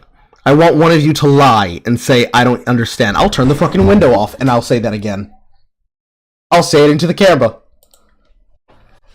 I want one of you to lie. I want one of you to lie and say, no, I want to have a child by a single father. I want to have a child by a single father that I had sex with in a night of hot, wet passion, and that I carried to term because I kept thinking about how he made me come 17 times. I want you to lie to me and say that you're living a Dark Hunters novel. I want you to lie to me and say you're in a Satin Surrender novel. I want you to lie to me and say you're in 365 days this day. I want you to lie to me and say that you are anywhere close to a Hurricane Romance novel and you are willing to do something that is extremely economically stupid with a straight face.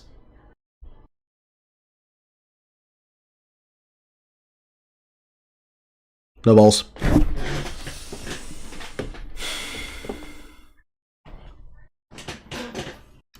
It's like Ace Detective just said, don't get your holes filled and creamed by random men. I won't judge you. Now it's all fucking wonky. I won't judge you, except for when you tell me the kid's name is Jamantha. But I will criticize you, because remember, I'm not single parent shaming, I'm single parent asking questions!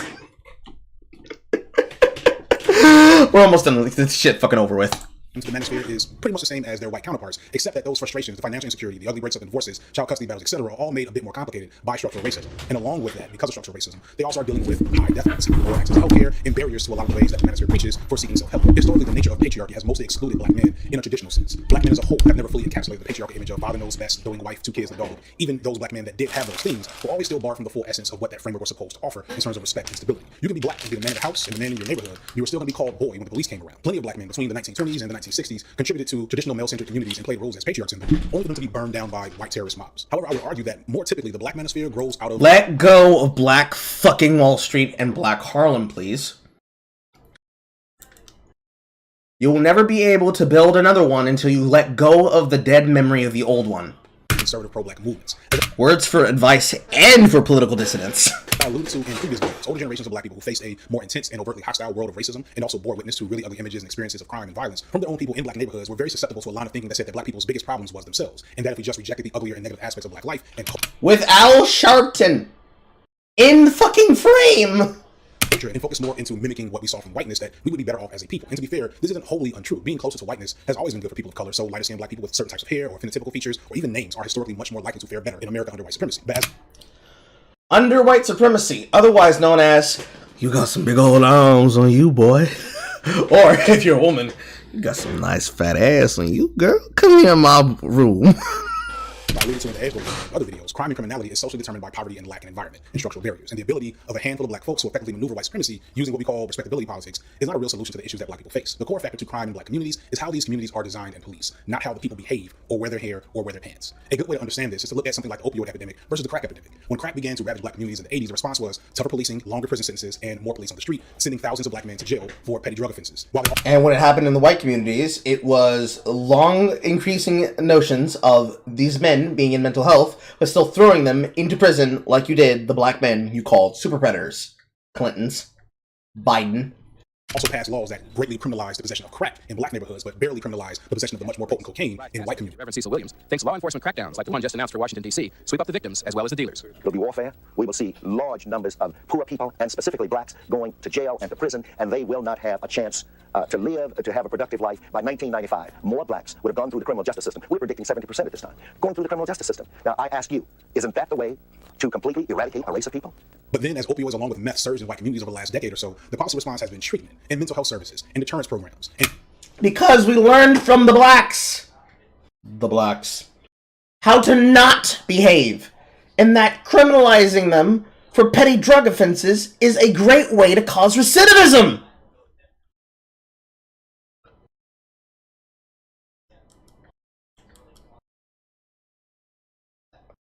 Remember what I said earlier about an older sibling being angry at the younger sibling for getting better treatment than they did?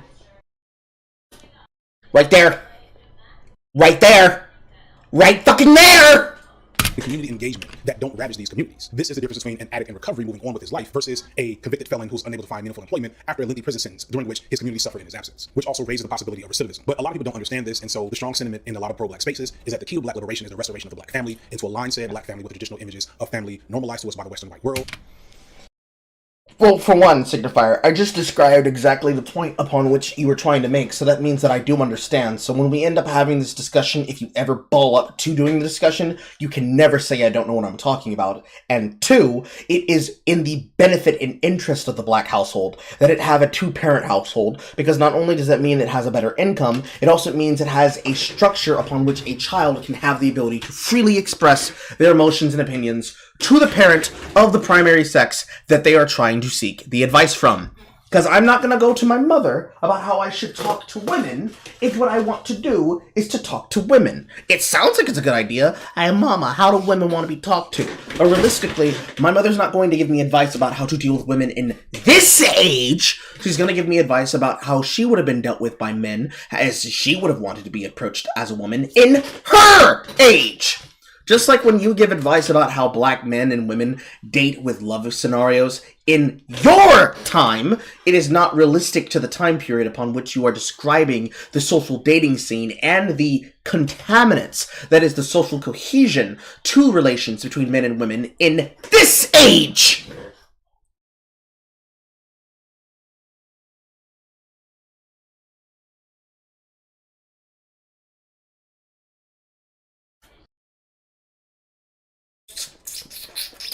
Something, call them in N-word. AKA Jimmy. They don't recognize the system that will always find ways to take us out regardless of how well we perform whiteness. But because that dream is so enticing, a lot of enterprising grifters have constantly presented this idea of fixing the black community through the black family by making it look more like what we think white families look like. Black grifting is when a person tells you, hey, don't have kids out of wedlock. This just in, the Brookings Institute is a bunch of fucking race grifters. Of course, often leads to blaming black women or not allowing black men to effectively lead. A narrative made very famous by the Moynihan Report from 1965. The Moynihan Report was a federal report by sociologist something Moynihan. Fuck 'em. In this report, which is a favorite staple of the black manosphere as well as black conservatives, something Moynihan, fuck 'em, characterized black men as infantile and lazy and uninterested in self-betterment, partly because black women emasculate them. As a cherry on top, the report, which offered no real solutions, gave one prescription that said that maybe these black men should join the army as a way to reclaim their masculinity. More on that in a later video, but just understand that this report came right in time for the Vietnam War. What a coincidence. This report has... Carl, what was that shit? It was talking about the engine of war and how the military industrial complex takes advantage of broken men to try to give them a purpose to serve for civil life, duty, and country? You weren't having a mental breakdown because you were watching another Signifier video where he talked about absolutely nothing of importance. Oh my god! Has been lambasted by a variety of black scholars for its complete absolvement of the constraints of white supremacy and the legacy of white terrorism on these issues that black people face in terms of their families in these communities, as well as its oversimplistic views on gender dynamics between black men and women. Its report hated both by scholars who discuss black masculinity and by intersectional feminist scholars, yet it's a favorite of the black manosphere because it gives credence to the conservative talking point that the problem with the black family is black women. Society, they did not expect to happen what happened. Go read the Moynihan Report and Moynihan says this. They did not expect to give government assistance and food stamps to the black community and for women to choose the check over the men. You often hear black manosphere types talk about how the likelihood of a black child being raised in a single-parent home has skyrocketed in the last... It's not true that women would rather take a check over a man, except that they actively do. And they actively brag about it. To the point of making hashtags on social media, on many blogging sites, like run his pockets, empty his checkbook, break his pockets, waste his time.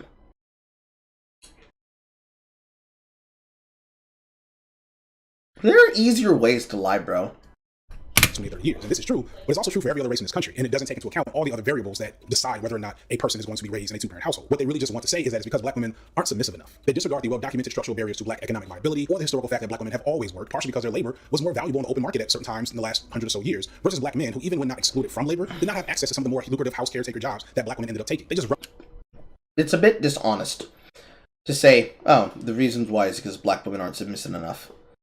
Black women have made it abundantly clear that the kind of effectively, let's say queer adjacent, sassy black niggas that predictably make up motherfuckers like me are not what they're interested in. They're interested in niggas that look like D.B. Du Bois or Morris Chestnut.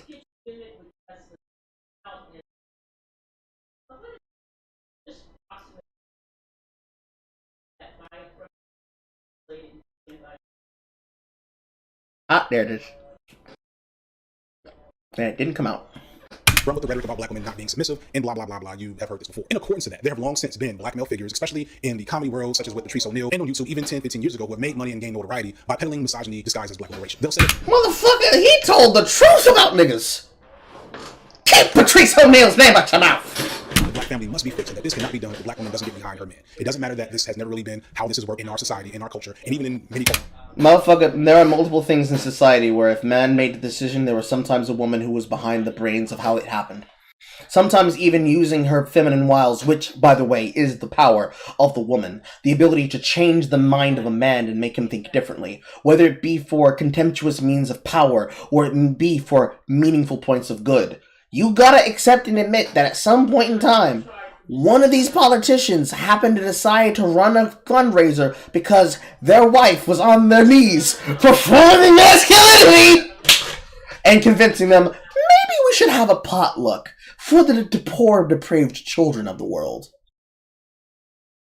Cultures in Africa, or that white supremacy bars so many black men from access to the economic and social capital they need to be heads of the household. It doesn't matter, do it anyway, or you hate black people. There are old archives of a lot of these men's content on YouTube if you want to find it. This complicates the black manosphere a bit because while these men still uphold the status quo and spew misogyny, they're also responding to a much more specific and legitimate set of oppressions as opposed to their white counterparts. This doesn't make it any better, it just makes their gripes a bit more legitimate. Aside from that, there's not a lot of material difference between black and white manosphere spaces. Sometimes misogyny comes from a hotep, sometimes it comes from an aspiring Republican grifter, sometimes it's just a black version of the same sleazy pickup artist type character. White guys have men going their own way or MGTOW, black men have save yourself black men. Men going their own way are not sleazy, up-and-coming Republican grifters. They are men that are going their own way, who said, bro, I'm good on relationships, I'll do my own thing. Otherwise known as being celibate.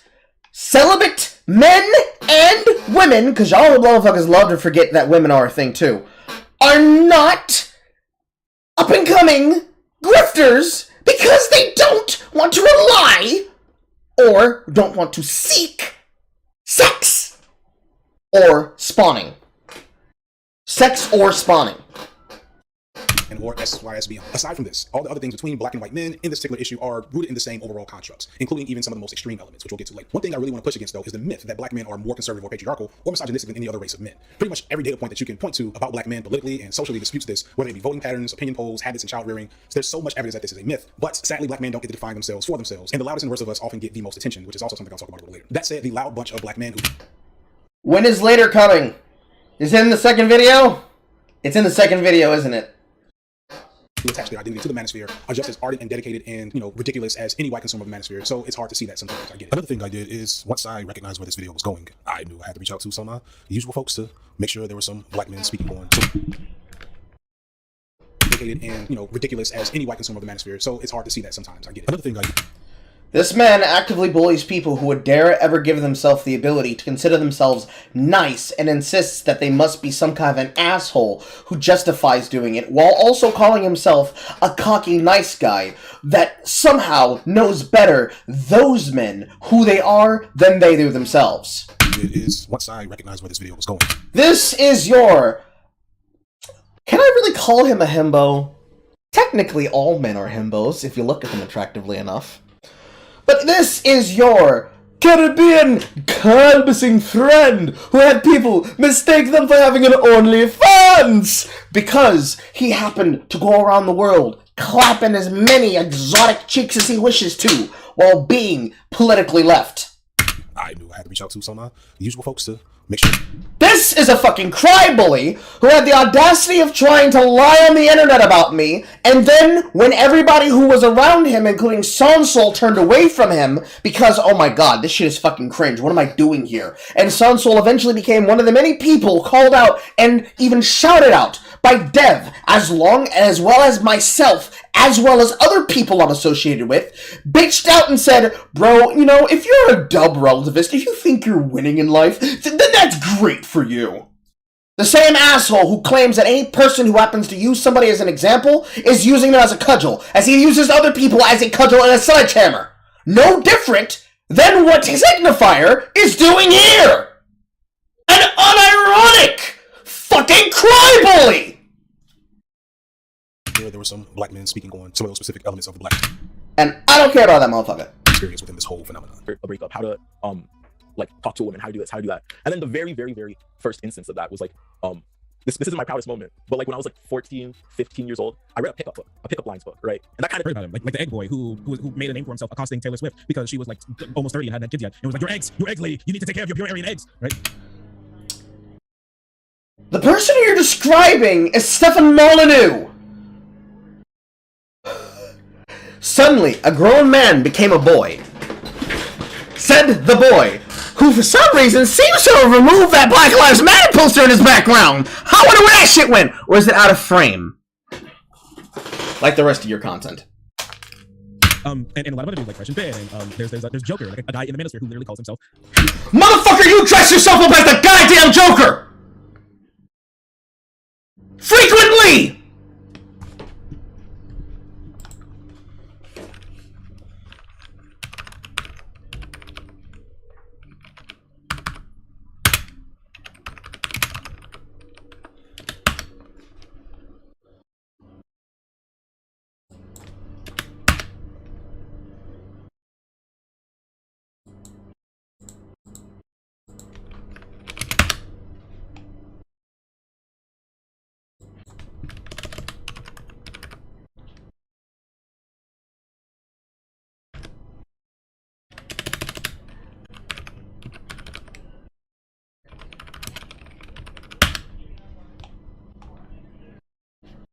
Why is it actually make it impossible to pull his ass up? That's wild.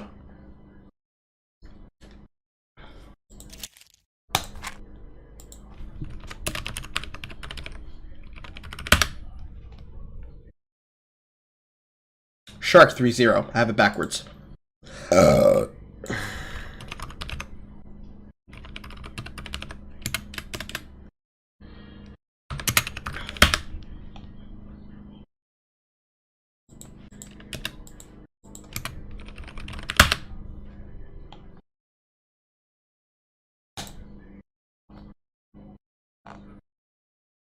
I'm gonna have to do it manually.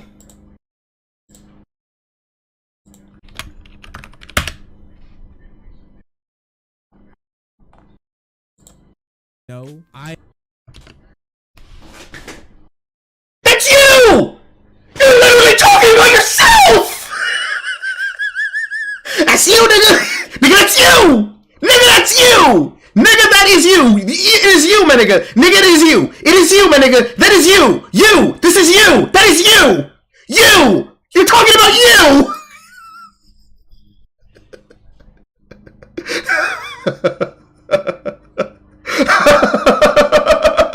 Carl, why do you talk shit about people who you dislike? It's because I know who they are, and they're not serious people. Because I cannot take people who do this, and then say shit like this. Fucking Joker, right? Yeah, that's great. I think. Seriously! I read a pickup lines book, right? And that kind of heard about him, like the egg boy who made a name for himself accosting Taylor Swift because she was like almost 30 and hadn't had kids yet. And it was like, your eggs, lady, you need to take care of your pure Aryan eggs, right? And a lot of other dudes like Fresh and Fit, and there's Joker, like a guy in the Minister who literally calls himself heckin' Joker, right? Yeah, that's great. I think. I found 2 videos, and one of them was called "Why We Need Racism." Ghoul level over 9,000. Yeah, I need to call the fucking Ghostbusters to get these poltergeists out of my damn room. This one's put together by what we can only expect to be a furry as far as we know. I'd like to go over it with you guys, and we'll have a good time.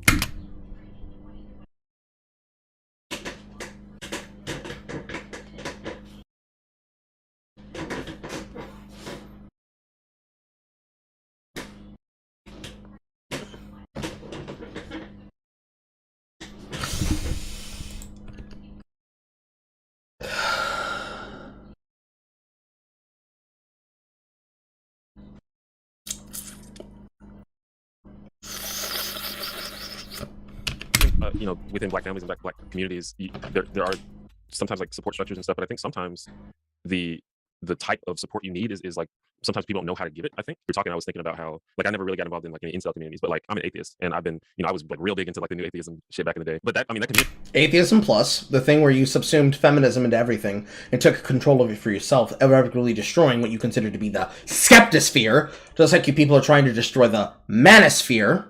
city just filled with angry white men. What are you doing? People are watching this. And I'm just like, that's exactly the point. I said, it's one thing to be talking about all... You know, it's kind of fucked up that I made fun of his accent, because I'm not making fun of his accent. That is his accent. He talks just like this. He talks just like Sebastian if he was a very strong Caribbean man. This, you know, we're progressive, we can show vulnerability. It's another thing to actually do it. What's going on, people? So...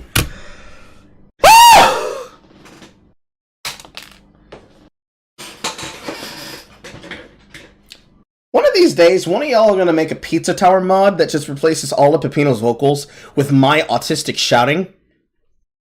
Let me know when you do. I will play the game with that mod if you do it. Yeah, this video, which is already like an hour and a half long, would have been longer. It was looking to be almost 3 hours long, and between technical difficulties, contractual obligations to get this video out at a certain time, and just the fact that I was rushing to finish that last part, and it really wasn't up to par. It was being edited by me and not neatly. I don't want to hear your excuses. We're at 3 hours and 35 minutes. Carl, how haven't you lost your brain cells? Popsicles. Popsicles and food. Rather than hurting myself, I hurt my body. Deliciously. That sounds like a lie. That sounds like a line from like a food porn show. But a succubus that comes along, but it's actually a woman feeding you really good food that makes you fat.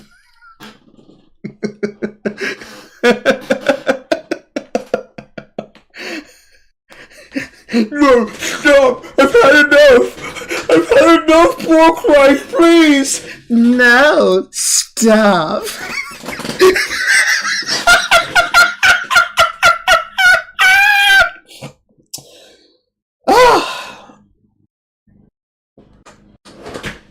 One of you are eventually going to make a Joker laugh edit with my laugh too. Let me know when you do. I will make sure I repost that meme on Twitter. Oh god, this is only one half of a greater whole. I hope you guys realize. We have more to look forward to tomorrow, and we are going to do it live on the chat. We technically could have been in there today, but I think I'm the only person in the green room right now.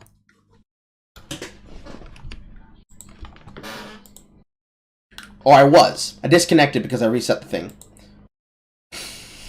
But we're gonna dig into that shit tomorrow!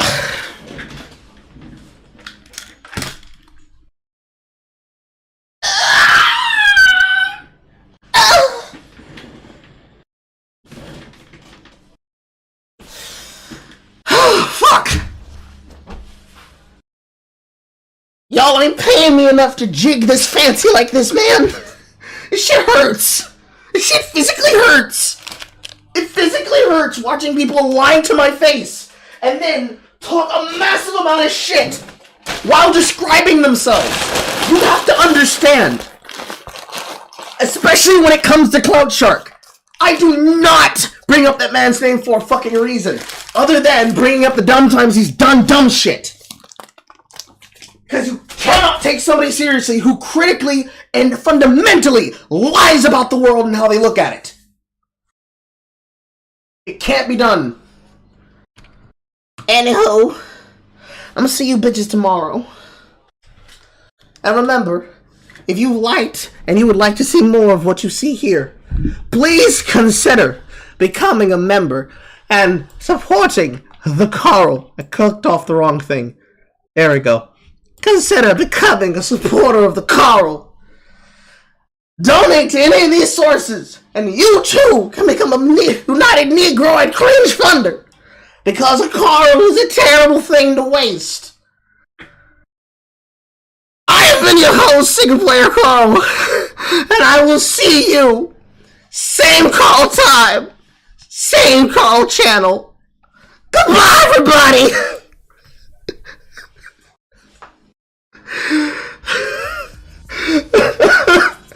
It hurts so much. It hurts so much.